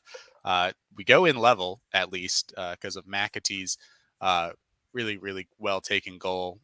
Drove through the middle of the box, got around a few players, and just tucked it away cleanly in the corner.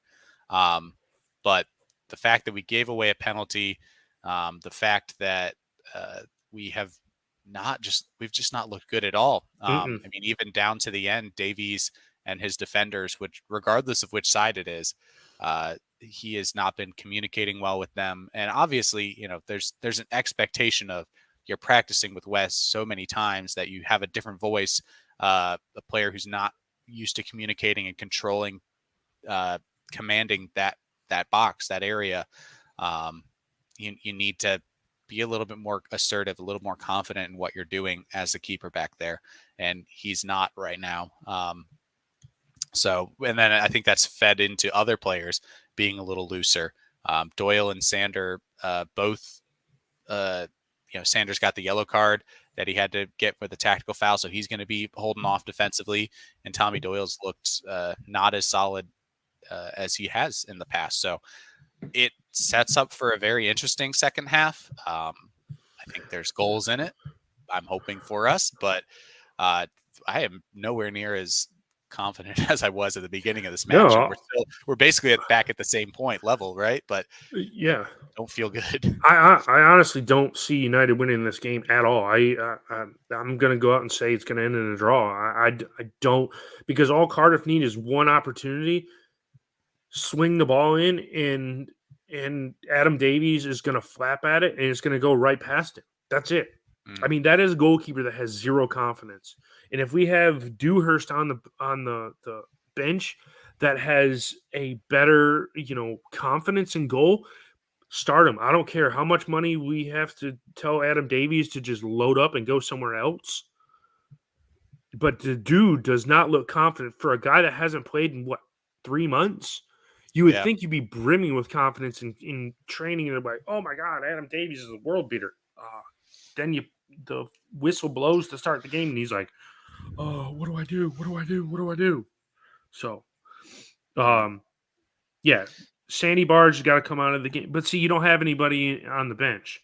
Yeah, so I don't know if there's really what changes you can make Yeah. at this point. Bogle maybe coming off at some point. You have Kieran Clark, but then you've got the whole like which side does he play on, right-footed, left-footed issues, and we had that at the beginning of the season too, right? When we were playing Watford and Borough at the beginning, we had Clark and Anel each playing on the wrong side at different points, and it wasn't that comfortable either. So to add that into the mix on top of having Davies in goal, I think I'd almost rather just leave it the way it is right now.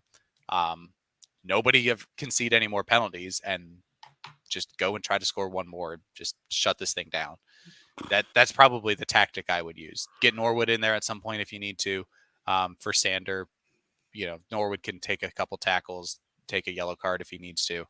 And then obviously once we get a lead, I would put Billy Sharp on and just use him and his big butt to win all the free kicks up in the attacking third and slow this game down to a halt. But after we take the lead, that's the tactic I would do.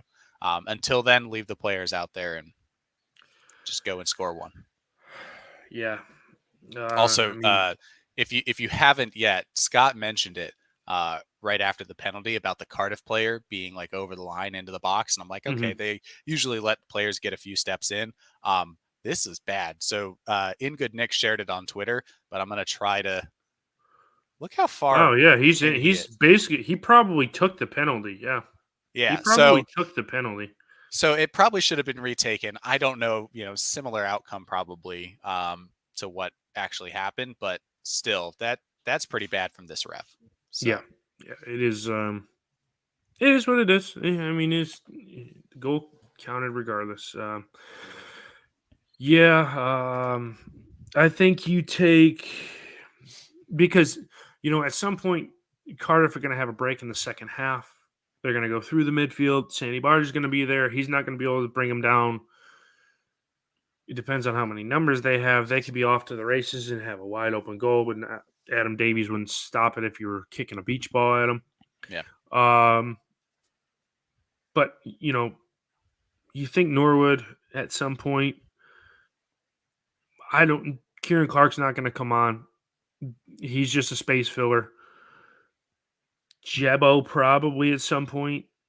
Like you alluded to, if we take the lead, maybe Billy, Jimmy, Johnny, Billy, Bobby Fleck at some point.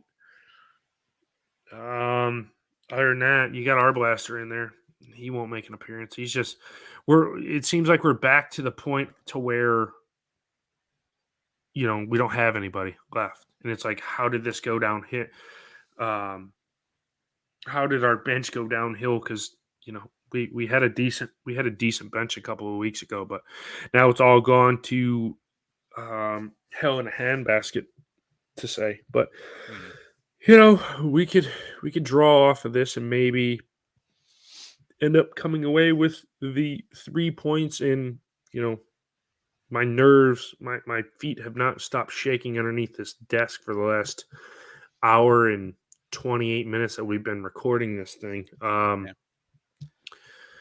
There's a lot of good comments in the chat as far as like, who needs to come on or do something changes. So Dublin Blade, one comment I saw, stepping up the game for Doyle because like he has looked worse than he has ever this season, and it really does affect the whole team. I do think that's something that needs to happen. Definitely a free kick goal from Doyle would be awesome to see. Noah, as we've talked about, Berga not been his best either. Had to get the yellow. It was tactical, but folks saying maybe get Norwood on there at some point. I saw Steve had a good list of changes. Clark for Robinson. Keep that left-footed defender on the left side. Norwood for Berga. We talked about that, especially with the yellow card. Norwood could come in for a few tackles and then shuffle that midfield around Billy if we're winning, which I said I agree with that, Steve. That's why I'm putting it up here. However, Scott wants Jebo before Billy. Yes. I think I'd put Jebison in if we need a goal. I'd put Billy in if we've already got that goal. You know what? And Hecky might feel, the longer this game stays 1-1, Hecky might feel the need to put Jebo on to go 3 attacking, Yeah. or maybe taking Dye off, or take McAtee out, or take Doyle out for Jebison and put, Ndye, McBurney, Jebo up front and try to get that goal, because he knows how massive this game is. Yeah. And we're cheering up. We're trying to, Dom. I promise. we've got pessimist Chad, optimist Robert, and together we balance out to a 1-1 draw at halftime. But no, I think Aaron Davies, good reactions, poor decisions, absolutely. That's what's been happening this match. Yeah. Philippe also with Baldock at center back, his natural instincts. You even saw it during the half. He wants to be running up that touchline. He needs to have the ability to just like run and sprint down and back. And as a center back, there's so much space around him that you have to worry about, versus just one player on one shoulder. You have to worry about multiple players on either shoulder. And it definitely, it's less comfortable. Just get back to that word, comfortable, uncomfortable. That's what we are. But yeah, I like this prediction though. Yes, I like the positivity in here. Let's see what we unveil here in the second half. We're probably about a few minutes from going. Oh, wow, that's a shock score in the Prem, is Newcastle are losing to Aston Villa. Your League One update with Plymouth. The Plymouth that are rivaling Wednesday by now going top on the same amount of games. Wednesday won't win the league. They're second. They're beating Exeter 1-0, and then Cambridge are beating Posh 1-0. No other game. Oh, God's team, Wrexham, 0-0 at halftime against Barnet. Oh, well, no, they're not quite at halftime. It's Barnet, Wrexham. You tell me how that wasn't. The refs in the game wasn't rigged against Notts County to how Ben Foster saves a last minute penalty. Man, that makes great TV, doesn't it? I know. I'm so excited for the next season of that show, only because we're going to be in it. Yeah, and we're going to get to play and enders of that run. But at the same time, it now having played them and just analyzing it more from not I want to be entertained as a person watching a TV show, but as a football fan of a team in England and trying to look at them more objectively. I don't know if I am as big a fan of what they're doing. I think the fact that they have owners who care about the team, who are willing to put money into it, that's great. But the National League, just there's so many other teams that are going to get hurt by this long term. Yeah. But there's only 2 promotion spots anyways. It's just a tough league to get out of. So the team that wins the league goes up automatically. Then 2nd through 6th are playoff teams. Yep. And then 1 promotion spot out of that. But it would, because me being the EFL lover that I am, for the National League's sake, Knox County and Wrexham need to get promoted this year, because then it makes because they're beating 3rd place by almost 30 points. It's those two have 100 points and no one else has higher than 78 points. So they're almost winning. I mean, they're miles better, and they've spent way more money than both of those. Anybody, you could probably put the rest of the National League together, and they haven't spent as much money as those two teams. So go, let them celebrate, let them go up, because for the sake of the game of football, the National League will go back to where it's more competitive, and you have a league from top to bottom that is competitive, and then let those 2 teams go flounder in League 2, because the wages do get bigger as you obviously climb the rungs, but it's just they're killing the game. And I understand they want to shoot them up the league so everybody can be Wrexham fans and they can be in the Premier League and win, the whole deal. But it's going to take time. It's just not going to happen overnight. And just by killing the game, by outspending everybody, at some point the money's going to dry up and they're going to fall flat on their face. And I hate to say it because you can see the likes of Salford City that the team the class of '92 bought that team, and they're just basically a fake club that they try to climb up the leagues, and they were in the National League when they got bought. Then they got promoted to League Two, and they've been in League Two the entire time. They haven't been able to climb up out of League One. And, I mean, they might have a chance because I believe they're going to make the playoffs this year in League Two to try and climb up the leagues, but it's not that hard. It's not that easy. It's harder than it looks. Yeah.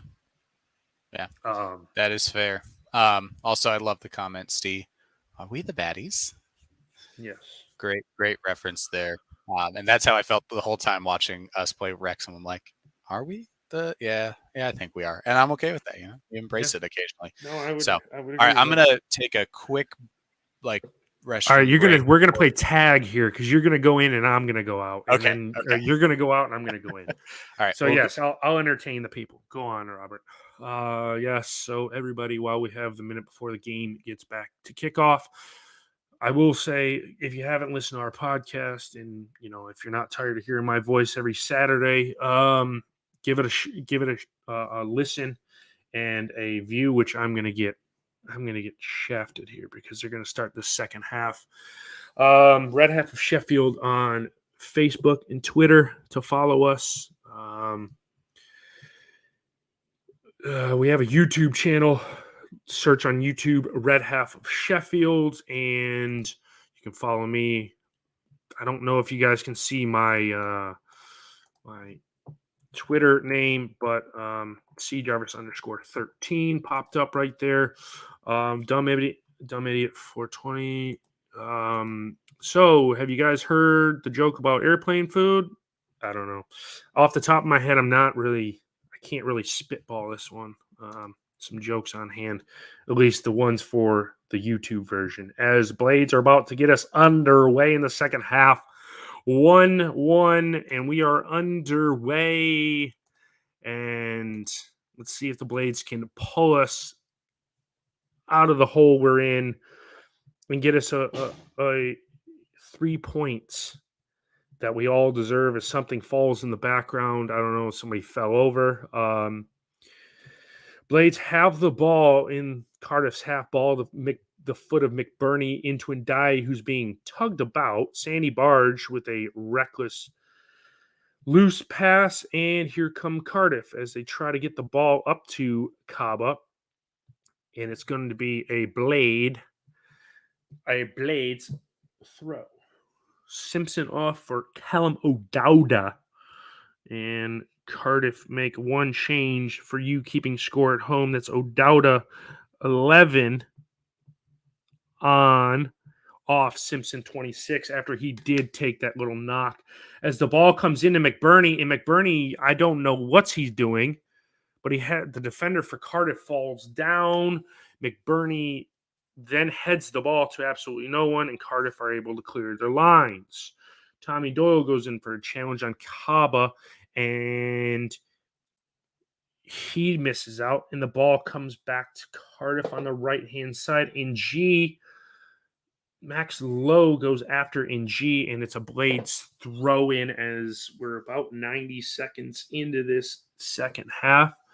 Jackie Longthrow going to take the throw. He's walking it into the Cardiff City half. It's headed. Welcome back, Roberto. Headed out for a goal kick from Jimmy James McAtee. You haven't missed much. McBurney had an opportunity. The defender fell. He didn't know where he was. And McBurney heads it to no one. But it actually was a pretty good opportunity if he would have taken his chance. So Alsop with a goal kick coming up. Gonna hammer this bad boy down there. Man, it'd be funny if he just lost his footing and kicked like an 8-yard kick to the defender. Ball's headed up, falls to McBurney. He holds the ball up, gives it to Dommy Doyle. I just called him Dommy Doyle. I heard that. And it's back to Allsop because nobody was up there in attack. So McBurney's going to close Allsop down. It's going to be a lot of time wasting from Cardiff as the goalkeeper's checking his studs and then serves one up. And it is Blade's ball. Sandy Barge again gives the ball away. Again. Jaden Bogle. And it's going to be a Cardiff throw. Yeah, we've started by playing to Cardiff's tempo. Slowing it down. Very slow. Very, very sluggish, slowish. So Joe Rawls with the throw in, and guess what? It gets around Bogle again, but goes out for a Cardiff throw again. Yep. Also, if you need to duck out. Oh, no, I'm going to ride it through, man. I've got the catheter in now. Okay. I was ready for my moment, my like solo commentating. As soon as you left, they showed the ground, and it was like, oh god, second half's going to start. Might as well. Ball's held up to Ndai. He's not going to get on it. I don't know how he's not fouled. Yeah, he was being pulled back hard there. McBurney comes crashing through, actually wins the ball, but then it falls back to the Cardiff player. Then it gets defended out for a Cardiff City throw. I don't know how there's not a foul on this. Because the defender is just dragging him about. Yeah. The only reason maybe you don't call it is because Ndai's got a hand on the Cardiff City player's jersey because you could see that collar being stretched too. So maybe it's they each got a piece of each other. But at that point, you just have to go down. Yeah. But you never know. I mean, Heckie's disjointed. He just threw everything strewn onto the pitch. So we're playing with debris on the pitch. He's throwing water bottles. Here comes a chair. He's ripping the seats out of the dugout, throwing them onto the pitch. I would imagine that the commentary team is making mention of the referee now because they just showed him a minute ago. Yeah. You've got Carl Asaba on SUTV at a minimum who's going to be talking about the ref. I do know that. Oh, yeah, 100%. So here's a joke from Dumb Idiot Is Me 420. Did you hear about the brothers who ate fireworks and keys? I did not. No. Nope. I'm curious what the punchline is. I've got one in my head, but... No, I don't know, because he asked me to do a joke at halftime, and I said, has everybody heard about airplane food? Remember when that used to be the running joke? Airplane food. What is it with airplane food? That's not a joke. That's just a start of a stand-up routine. Yeah.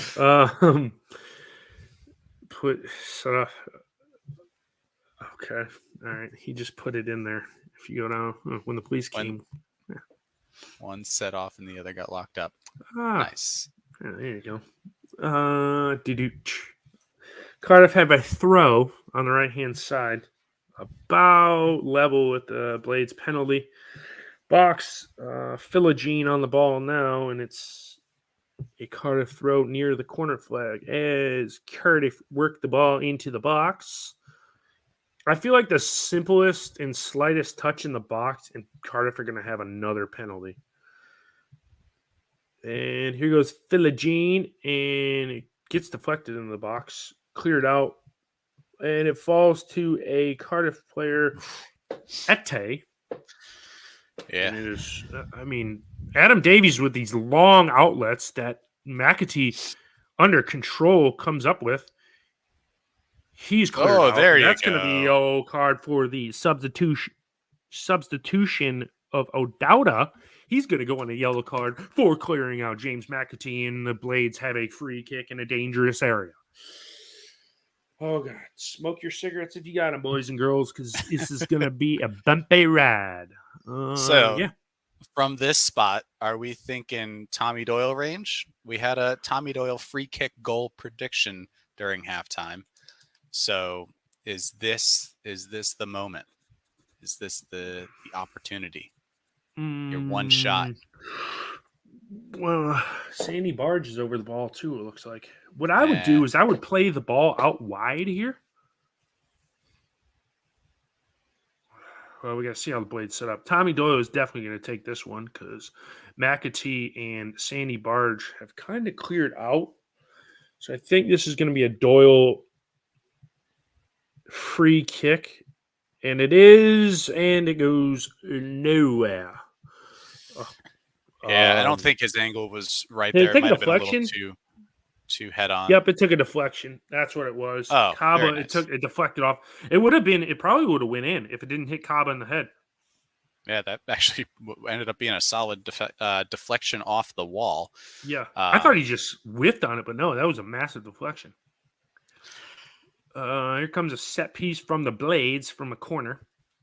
Probably won't score from this. Nope, terrible. That was an absolutely awful free kick or corner. Good swinging. Get in there. 2-1. Get in. Get in. Get in. Get in. Get in. Come on. Come on. Robinson, a beautiful diving header. Oh my God. Header from a great cross.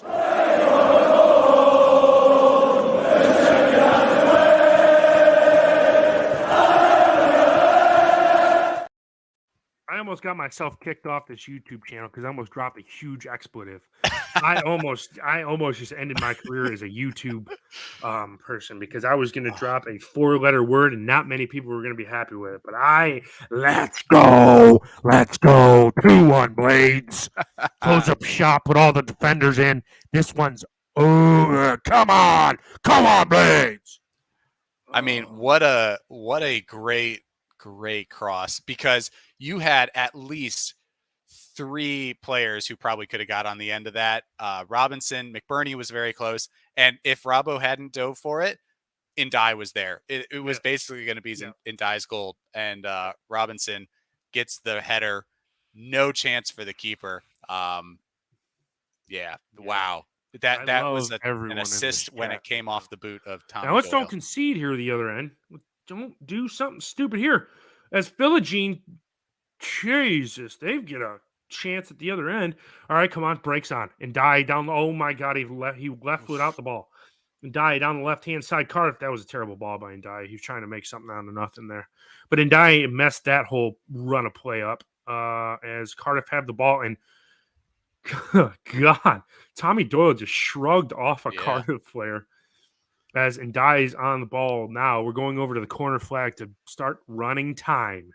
55 minutes, and we're already wasting time. Great. Scott called the hat trick of assists for Doyle, so there's one. Okay, there's one. There is one. I'm going to put the goal scorers back up. JLT on 54. Blades have a throw in. Bogle takes it over to McAtee, back to Bogle, who probably needs to come out of this game if I were United. Sandy Barge also. Tommy Doyle on the ball now, working over to Max Lowe, who loses the ball because he's been absolutely pitiful, and he gives away a free kick. I mean, Max Lowe is honestly, everybody's saying Bogle needs to come out. Bogle and Lowe both need to come out because they have been absolutely horrible today. How do you play Bogle every time, Lowe every time he back. gets the ball? Every time Lowe gets the ball, he gives it away. Yeah, there's got to be a way to play without wing backs. Surely Dewhurst can play. I mean, we can have a goalkeeper play that. Oh, as Cardiff give the ball away to Bogle. Bogle's going to give it away here. Bogle's going to give it away. He threads it through, and what do you do? He gave it away. Tries to thread the needle. Egan comes through the back of the Cardiff player and clears it, and here come the Blades again. McAtee on the ball. They're searching for the third. Tommy Doyle on the ball. They're trying to get it to Ndai for some reason. Sandy Barge on the ball. Here's Gorgeous Georges on the ball. Gorgeous Georges on the ball. Now it's to McAtee. McAtee holding it up for Sandy Barge. Sandy Barge across. It's deflected. Falls to Bogle. Falls to George's Baldock. I'm surprised he's not sent off. I'm surprised. Is that going to be it? Oh, I thought he was going to send off Baldock. Baldock goes in the book. Yellow card for George Baldock. I guess. Studs are kind of high there. I can see that. Yeah. It is what it is. Somebody going to get sent off in this game. Because they have one player on 1 yellow. We have 3. How is that fair? I mean, they do have 2 yellow cards, but Simpson's out of the game because of probably concussion protocol. And then the sub O'Dowda has a yellow card for them. We have Baldock, Sandy Barge, and Max Lowe on yellow cards. So here come Cardiff again. Pretty much cleared and taken care of, but Cardiff still have the ball as we are closing them down at a high rate of speed. Philogene on the ball, tries to be fancy and go between Jackie Longthrow's legs, and that doesn't happen. Oh, man. Cardiff have throw. They're really going to make me start smoking cigarettes. Jackie Longthrow just clears it thunderously down the pitch, and Cardiff have a throw in their own end. So, Cardiff are going to make another substitution. That is number 31. Connor, don't call me Wickham, but my name is Wickham. Connor Wickham about to come in for Cardiff. The striker that was playing at Forest Green Rovers and got released by Forest Green Rovers this season. As Blades come down the left-hand side, and guess what? Max Lowe loses the ball, but we get a throw in. Yeah. Cardiff poked it out. So. Yeah, about midway. It's almost halfway into Cardiff's penalty box. Jackie Longthrow with a black towel. That kid is a lifesaver. What if he toweled the ball off and just had it slipped out of his hand somehow and he threw it when he went to go throw it in? A thunderous throw in from it's parried by Allsop.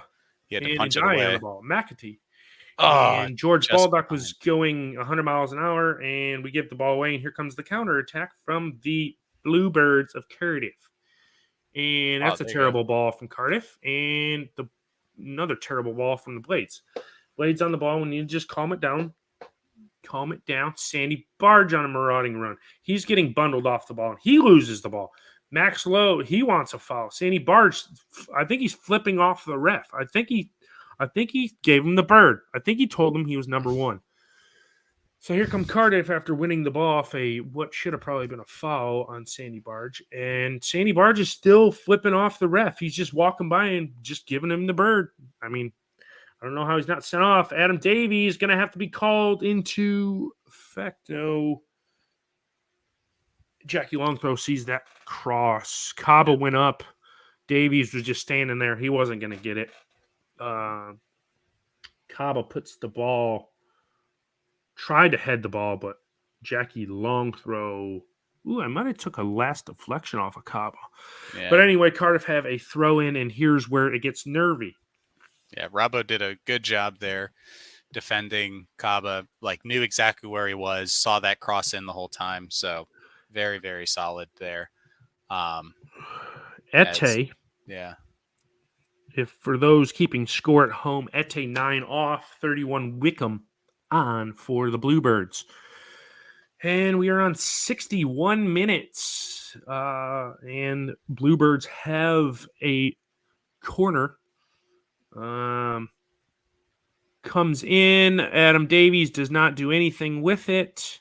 I say he and McBurney were both going for that. Yeah, I mean, you got to tell McBurney that you're behind him. And I don't know how and there's the foul. He just now the Cardiff player is giving the bird to the referee, saying there was no foul.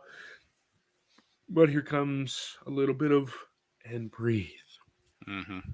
Showing the replay of that goal, Doyle. Yo, what a cross! But do you see how Njai's right there about to swing at it until he sees Robinson's head where the ball should be? Yep. And honestly, Ndai might if Jackie Longthrow is not there, Ndai, man, my hair is messing up. I didn't put no product into it. If Ndai might have overran that ball as the ball is into McBurney. Oh my God. Just couldn't get it into Doyle's feet. Yeah. Fumbled it a little bit. Sandy Barge wins the ball back for the Red and White Wizards. Come on, you Red and White Wizards. Squarehead on the ball. Over to Tommy Doyle. over to Furious Gorgeous Georges, who lumps the ball up, looking for an on-running and die. It is cleared out to Rimamota, Rimamota, and G back to Rimamota, and he goes down soft as a pillow. And McAtee on the ball over to Sandy Barge. They're not going to mark him. Shoot! Sandy Barge pops that one up. It should be are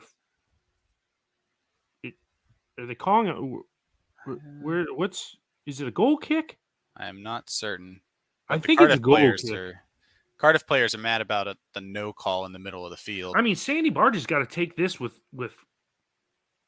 Did they? I think he was winding up to do that, and then I think it's a goal kick. Yeah. I mean, Sandy Barge has got to he's got to get on his Norwegian horse and just ride it a little bit faster than he was there. We played it all the way back to Adam Davies. I figured Tommy Doyle was going to score on Adam Davies. Egan. Now over to Baldock. Baldock over to Mac. Mac back into Baldock to Sandy Barge back to Egan. I think United are going to pass it about if Cardiff aren't going to if Cardiff aren't going to press the ball. Mm-hmm. So the ball over to George Baldock, back to Johnny Egan, and we're going to play it to Tommy Doyle, back to Egan, and Egan is going to.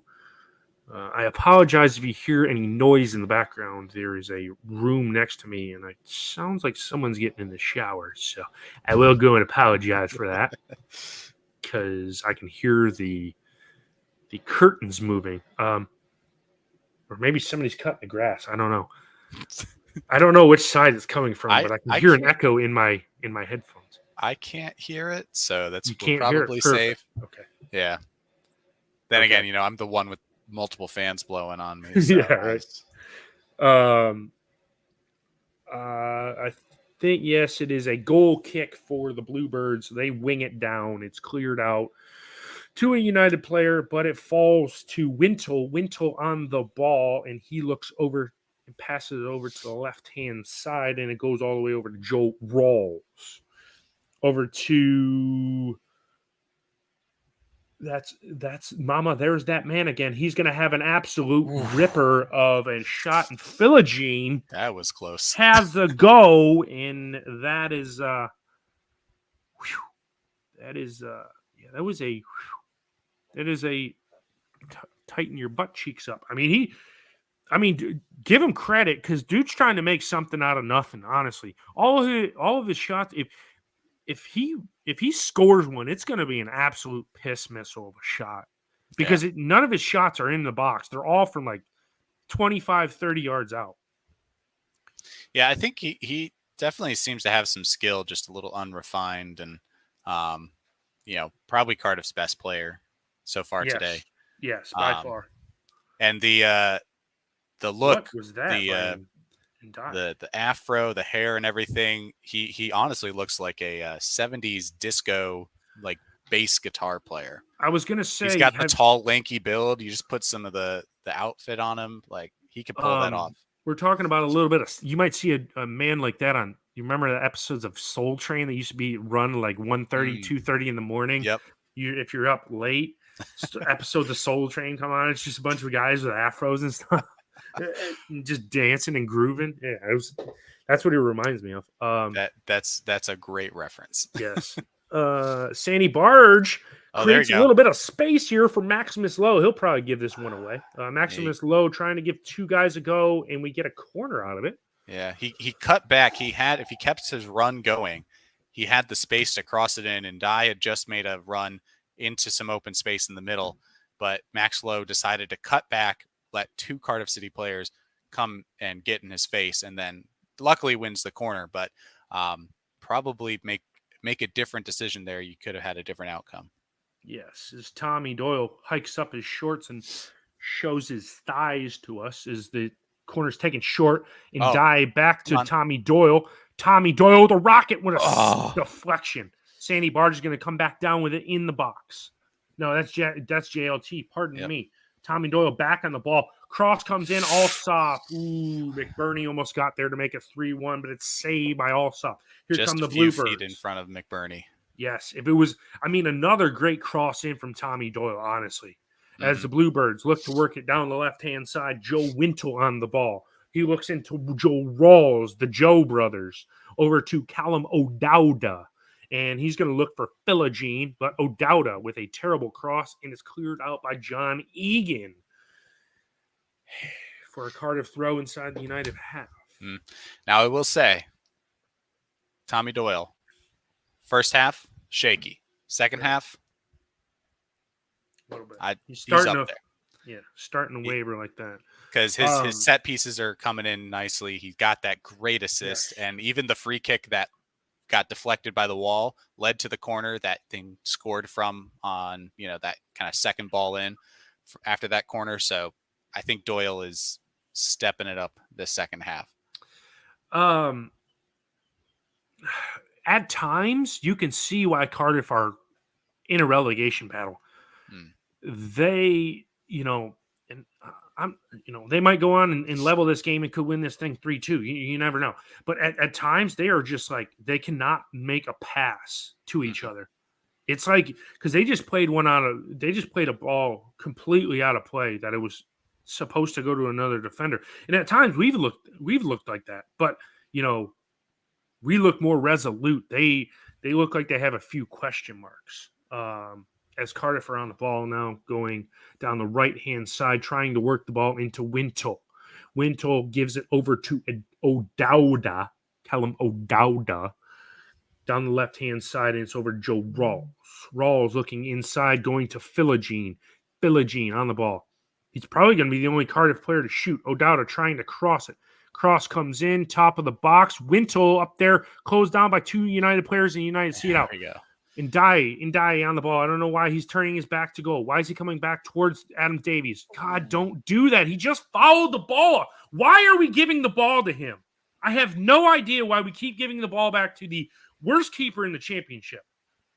The dude should be probably not even goalkeeping at the National League level. What are we doing? So bad. Cardiff with the ball in the box. Kaba wins a corner because Ndai has to go back to Adam Davies, who just shoots the ball 20 yards up into the sky. Yeah, I can't blame Davies too much on that because I don't think even he was expecting to get the ball back from Ndai. It was cleared out. He could have made a run, got dragged down by a Cardiff City player, free kick in the middle of the field, and we're out of danger.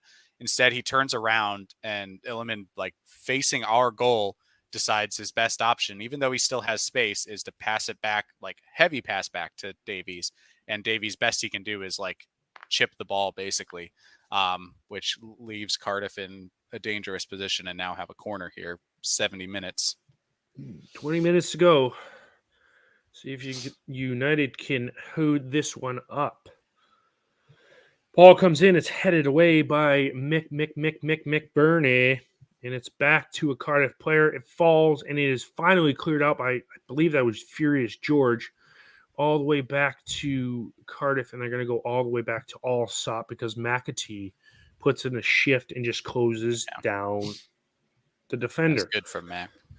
Here comes McBurney trying to close down Allsop. Allsop humps it down, and it's won back by the Blades, and then Furious George just lumps it forward. United are almost letting Cardiff have the ball at the minute. As the ball goes out of play, Perry NG cannot do anything with that. And yeah, Simon, I agree with you here. Jimmy Johnny Fleck looks like he's about to come in. Yeah, and Ndai has not looked as good this second half. I didn't think he was bad in the first half, and even here, there's still been some good moments. He had two chances in the first half, so he wasn't bad. Yeah, the second half, he's really questioned. Yeah, I think his decision making isn't quite on, but part of it might be just a little heavy pass for McBurney. McAtee can't get on it, but I think the decision making is what is letting an Illiman and Njai down right now. But he's also not getting any free kicks. He's getting dragged down left, right, and center, and nothing's getting called. So at some level, what else can you do if you know you're not going to get a free Oh, kick? what a save Ooh, by Adam Davies. Better get that, dude. Better get it. Oh, my and God. Oh, my God. He is still haven't so cleared bad. it. And Cardiff still have the ball. Joe Rawls puts it in. It's cleared out, but only to Connor Wickham, and he hits the post. Oh He my hits the post. It should gosh. have been 2-2. United need to get the ball and just stop. We need to take the goalkeeper off and get a fan in there because a fan could do better than him. It's cleared out by, I think, Tommy Doyle. Yeah. Up to McBurney. Just hold the ball up, McBurney. Just hold the damn ball up. Let the cavalry help. That's got to Oh, be a foul. No foul? are you Okay. kidding me, ref? Wow. All right. All right. All right. All Literally right. All cleared right. And then out. Sandy Barge is going to get sent off for this. Oh, John. Oh, wow. Okay, so he's playing advantage. That's got to And be a yellow card when he McBurney's pulls going it too back. fast. Why are we going so fast? I don't know why we're going so fast. Connor Wickham should have leveled at 2-2. He hit the post. United get let off by that one. As we can't seem to hold the ball for more than 2 milliseconds right now. Back with Cardiff. O'Dowda on the ball. He lumps it forward. One's going to fall to a Cardiff player, and they're going to take a shot, and this thing's going to end up 2-2. Oh, McBurney. It was a mishit at the back by Kipre. It's like United just – the players are, dead tired, it looks like. Yeah. Well, Cardiff gave the ball away. Egan on the ref's not ball. calling fouls. He played advantage once on the heavy tackle into Sander. Maxwell puts a ball in. Cleared out by Kipre for a throw-in. Are we going to make a sub? Let's go. Yeah, there's probably some subs happening, and the ref needs to give a yellow to whoever cleared out Sander. But I don't think he is because it was so long ago. But he played advantage. Just absolutely, shambolic decision-making from the Blades. And man, that would have been a goal. That would have been a goal. That would have been a goal of a season right there if Wickham hits that bad boy in there. But Jackie Longthrow just cleared it right into him. He comes a diving header through and just absolutely. And then Adam Davies parries the ball. Yeah, I mean, he did a good job to get in Wickham's way because they didn't really have a good chance. Mac there. Off for Jimmy Johnny Fleck for those at home. McAtee 28 off. Fleck 4 on. Let's see what Jimmy Johnny Fleck, Billy Bobby Fleck we get today. They take the throw in. Max Lowe on the ball now, and he gives it to as he's done the entire game. He gives it to a Cardiff player. And here come Cardiff again. Tommy Doyle tries to win the ball. Sandy Barge tries to win the ball. It's head tennis right now. Egan throws it back into the mix. Sandy Barge comes down to it. We need to settle the ball. We work into McBurney, and there's a foul. Everybody have a cigarette. Calm your nerves, because this 15 minutes is going to turn into an absolute entire hour. Scott with a point. The Blades going 5-3-2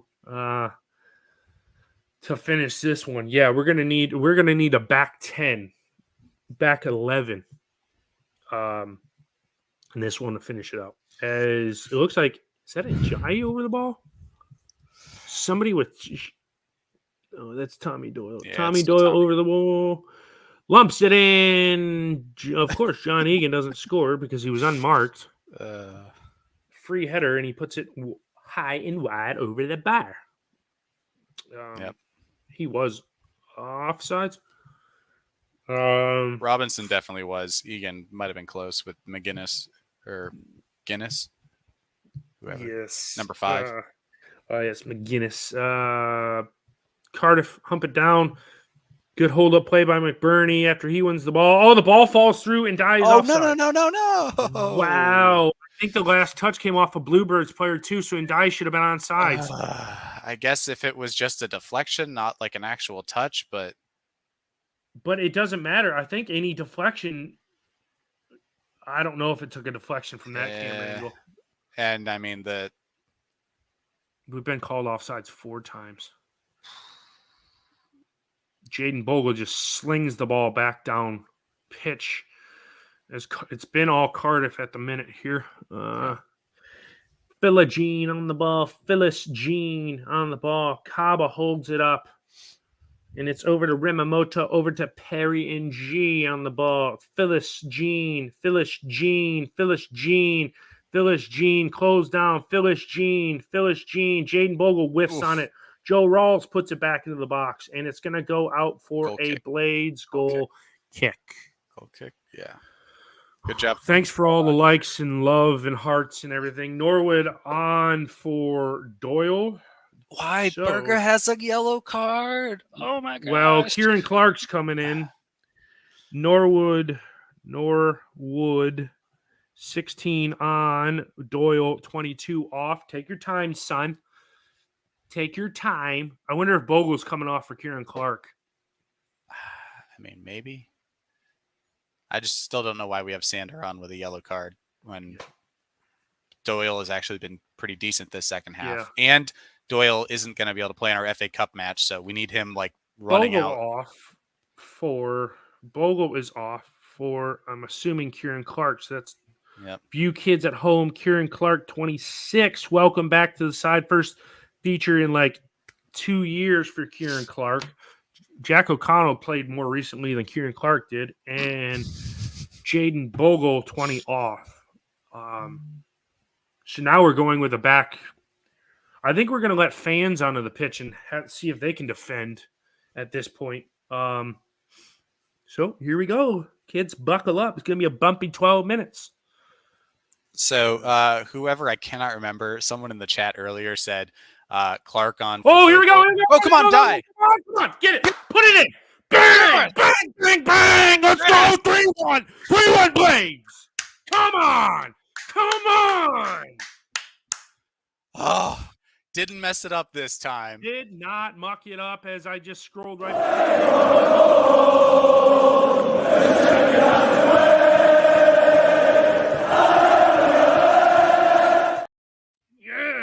Yes. That should be 3 points in the bag for the Blades unless we throw this one away. And it's a late show.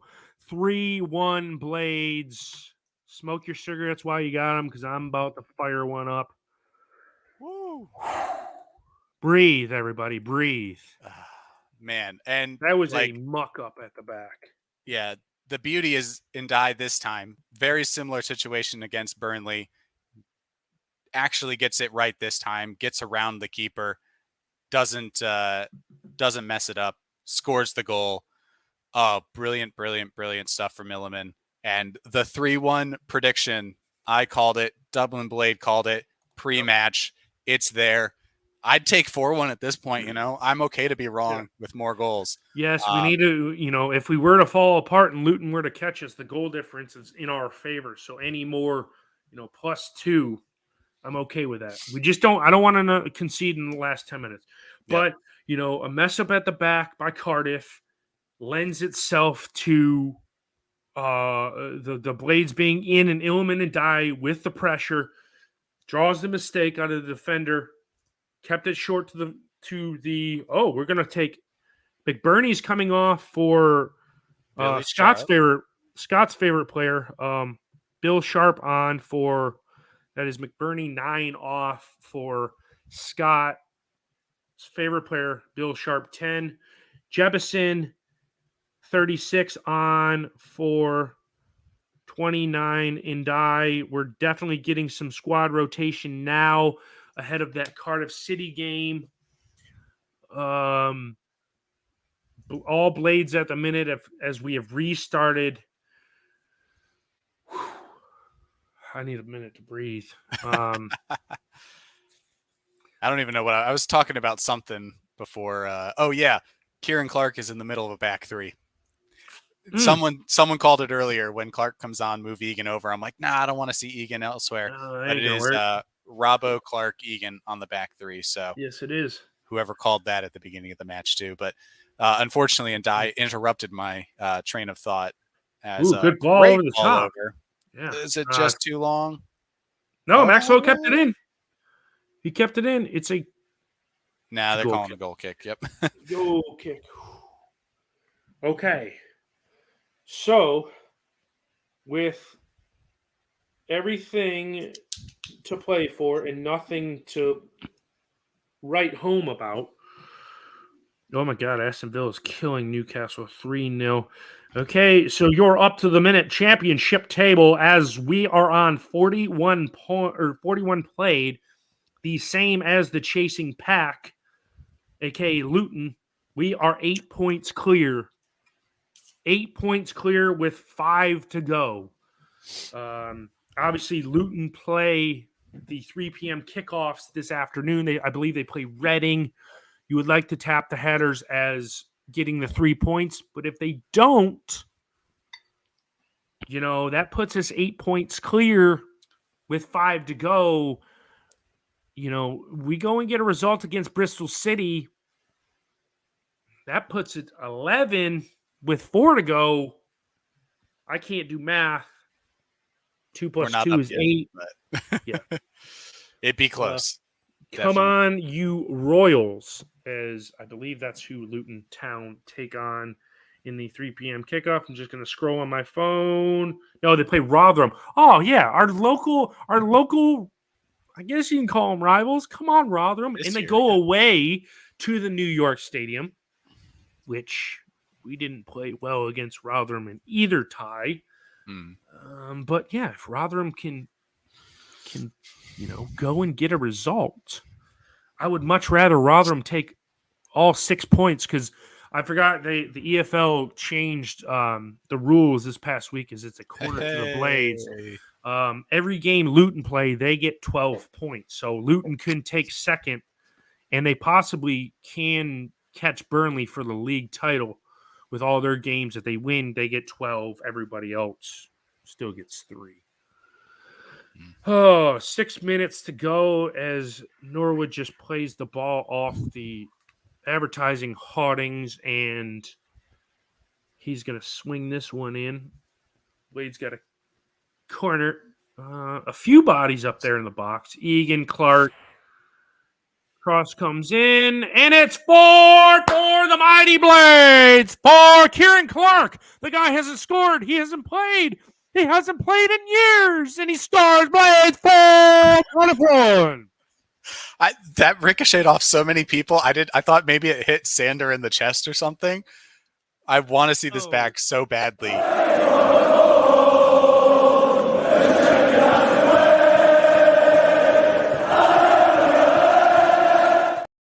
Now that is an emphatic win.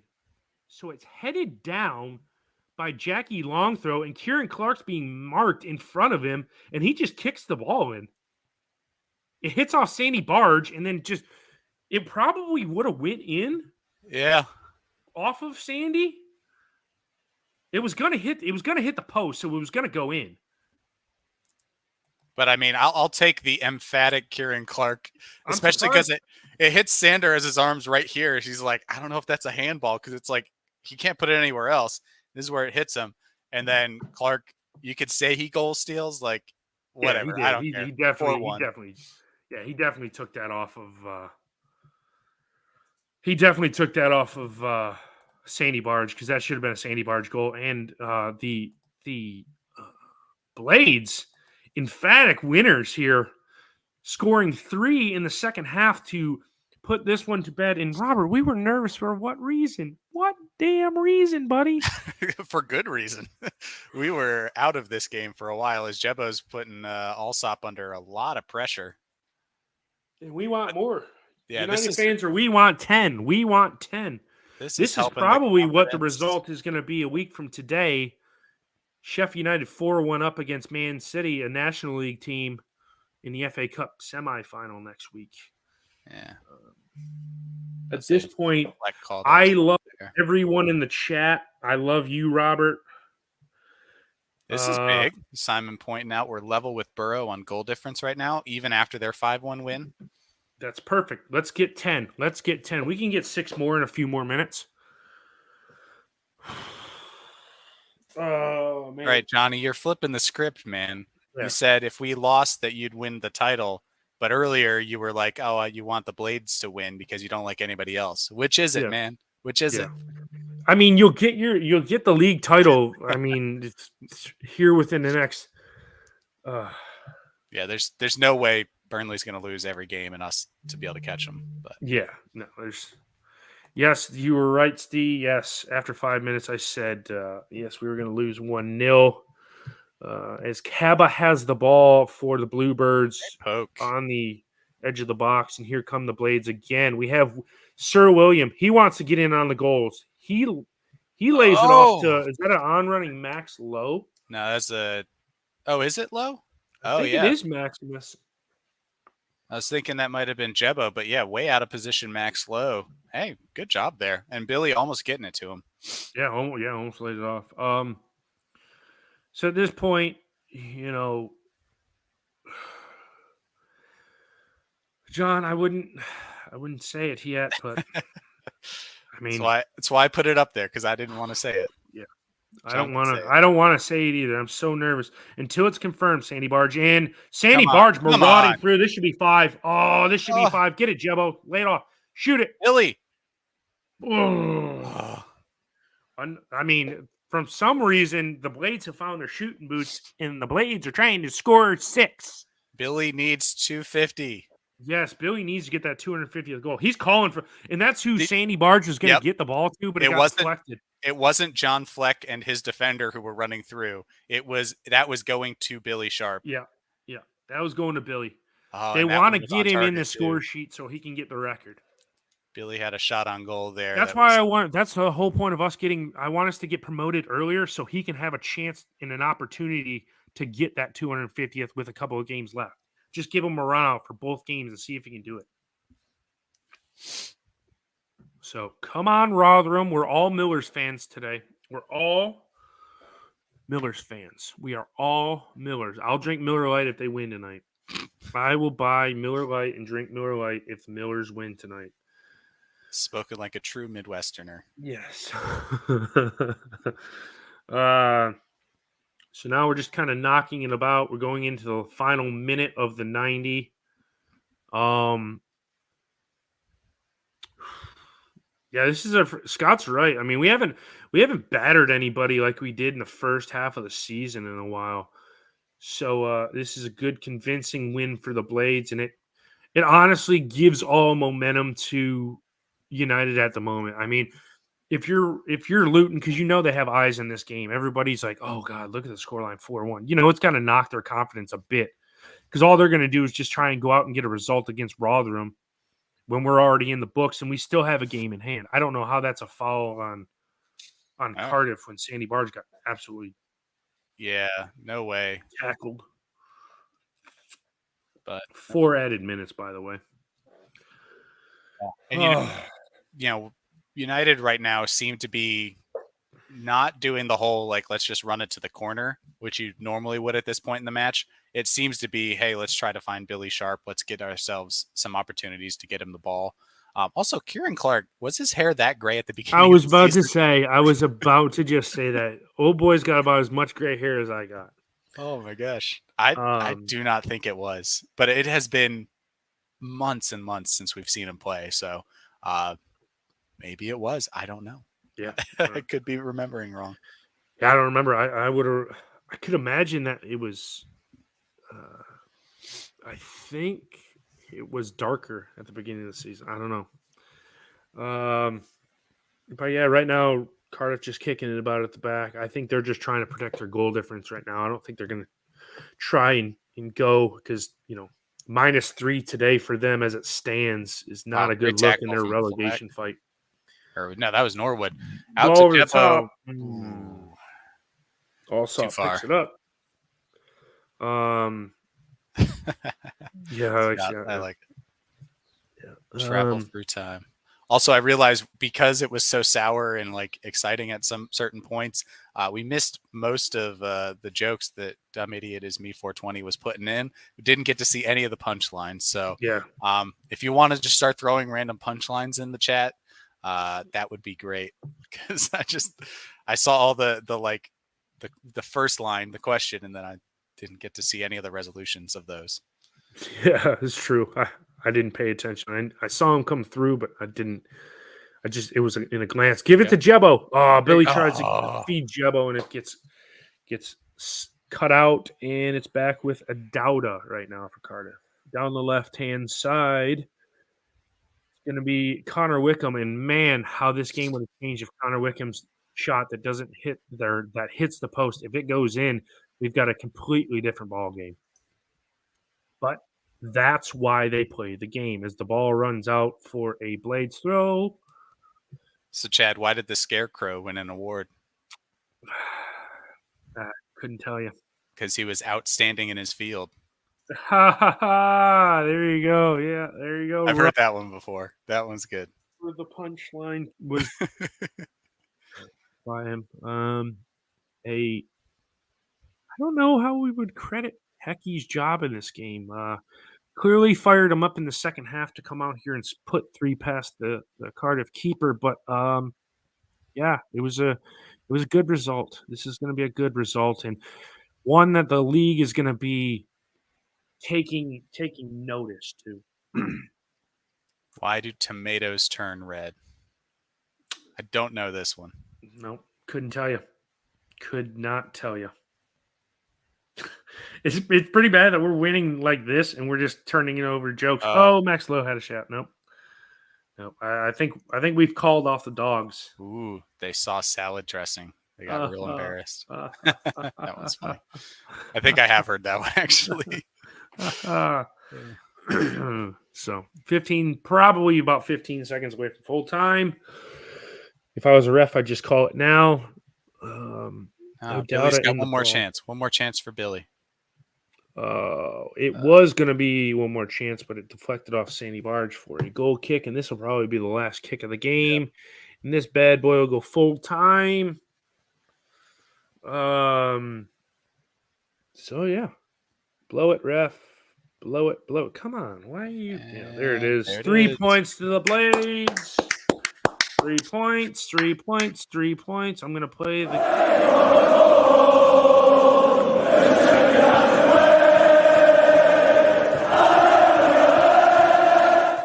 And the Blades take one step further. My stream froze. Oh.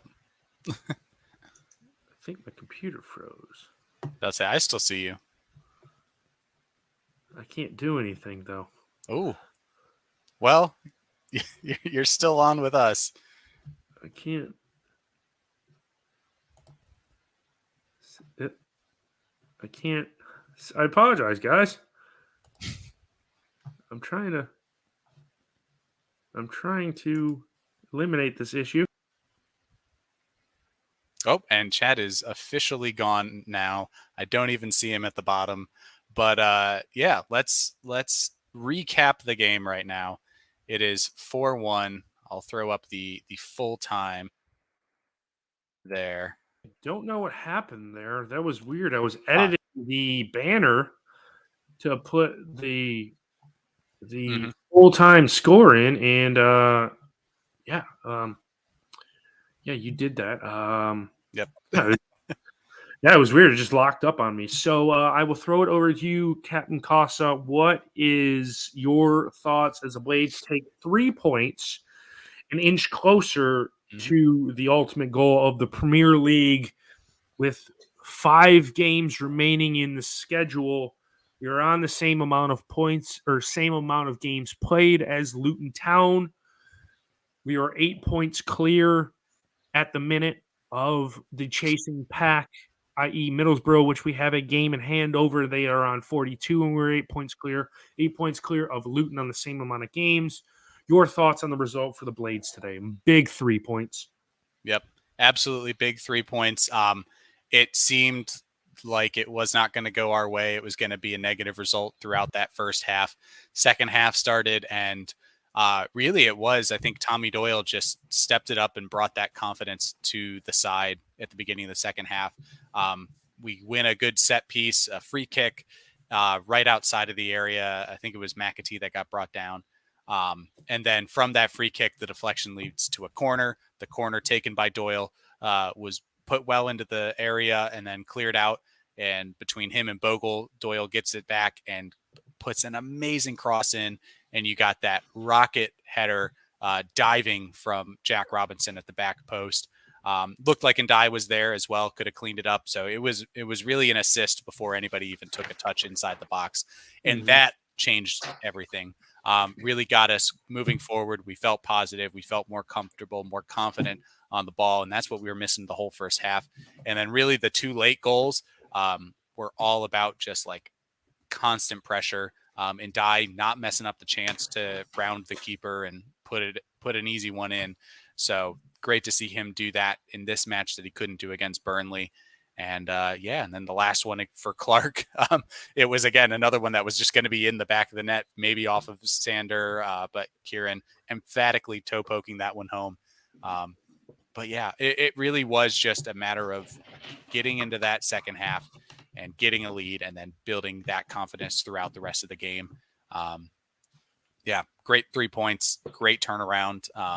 Technically a comeback because we were down 1-0. So, up to Luton to try to keep pace with us. Obviously, we've got the game in hand, and we'll have another one in hand after we play the cup match next week against Man City. But, appreciate Chat Row being out here. Yeah, thanks to everybody in Chat Row. I mean, a what I said after conceding that penalty in the first 20 minutes of the game that the Blades are going to lose this 1-0. That wasn't the case. Ended up being 4-1, an emphatic second half, as you alluded to. I think this just gives us enough of confidence to where we can go and get another good win midweek against Bristol City again at home. So we have to we have to take advantage of this home cooking because we're being allotted these 4 home games in a row.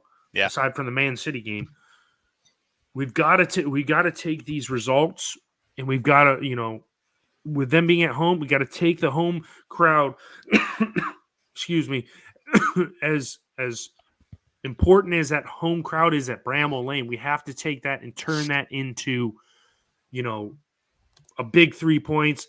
You like to think if we get 3 points against Bristol City, and then a week later against West Brom, Luton and Middlesbrough are probably going to play each other to hopefully a draw.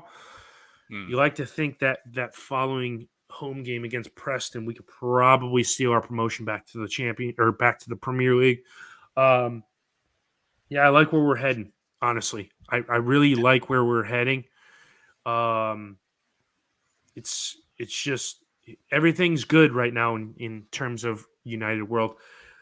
Robert, who is your man of the match before we sign off? Man, that's tricky because I think a lot of players had a good game today. I should say a good second half today. But really, because of the goal in the first half and keeping us in this match, I'm probably going to give it to McAtee. He did well. He won free kicks. He got that first goal, which kind of felt like, it really saved us from being like a super negative first half to going in level. Okay, we're still in this match. We're still probably the better side, and we should win. And if you go in losing at halftime, I don't know if we come back as strong. And McAtee, I think, really got us through that first half. The way that Doyle didn't really, Berga didn't really, and Jai was off for a lot of the second half. So really, I got to give it to McAtee. Yeah, no, I would agree. I'd say McAtee. You could clearly see that Hecky took off, McAtee and some key players that we're going to give a go against Bristol because, Bristol City, it's more important than Man City at this point. If we go and get a good, emphatic, another 3 points midweek, then it stretches, we keep our distance. Then we can have a free hit against Man City, probably not ending up in our favor, but all in all, a good game. It's gonna be a couple weeks before we see you guys. You might see Robert for this next week. If it rains, yeah, we'll see. I've got a kayaking trip. Unfortunately, I don't know how I messed up that scheduling, but We'll see if there is no kayaking due to weather. Then perhaps we hop on the watch along. Might bring Mrs. Captain Kosa on again.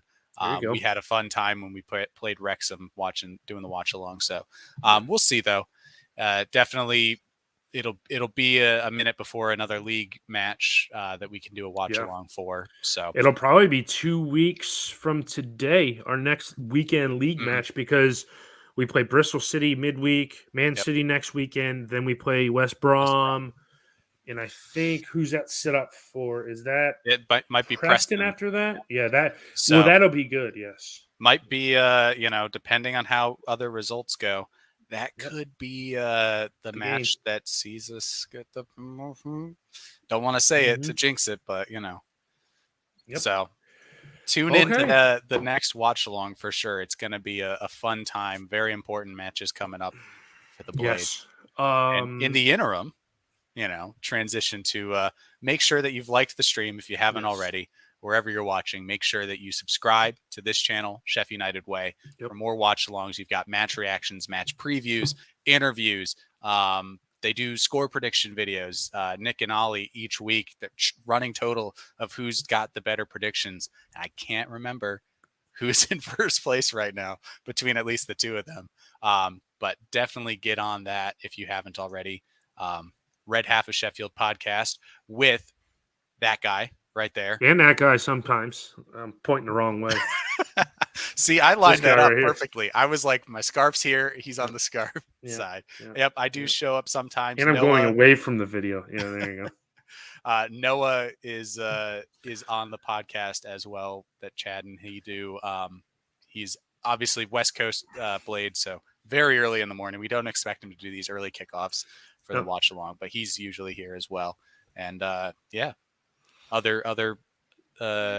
things, you can follow me. Yep, see, I did it there. At Captain. I almost did the wrong side too. Again, that's me. There we go. I'm just trying to figure out okay. But no, you pretty much nailed it. So I think that is going to do it for this watch along. And like me and Robert alluded to, we will probably see you. We'll probably have Noah in tow the next time. But we will see you guys in 2 weeks for what possibly could be a big day in Sheffield United lore history. So until then, see you guys in 2 weeks' time.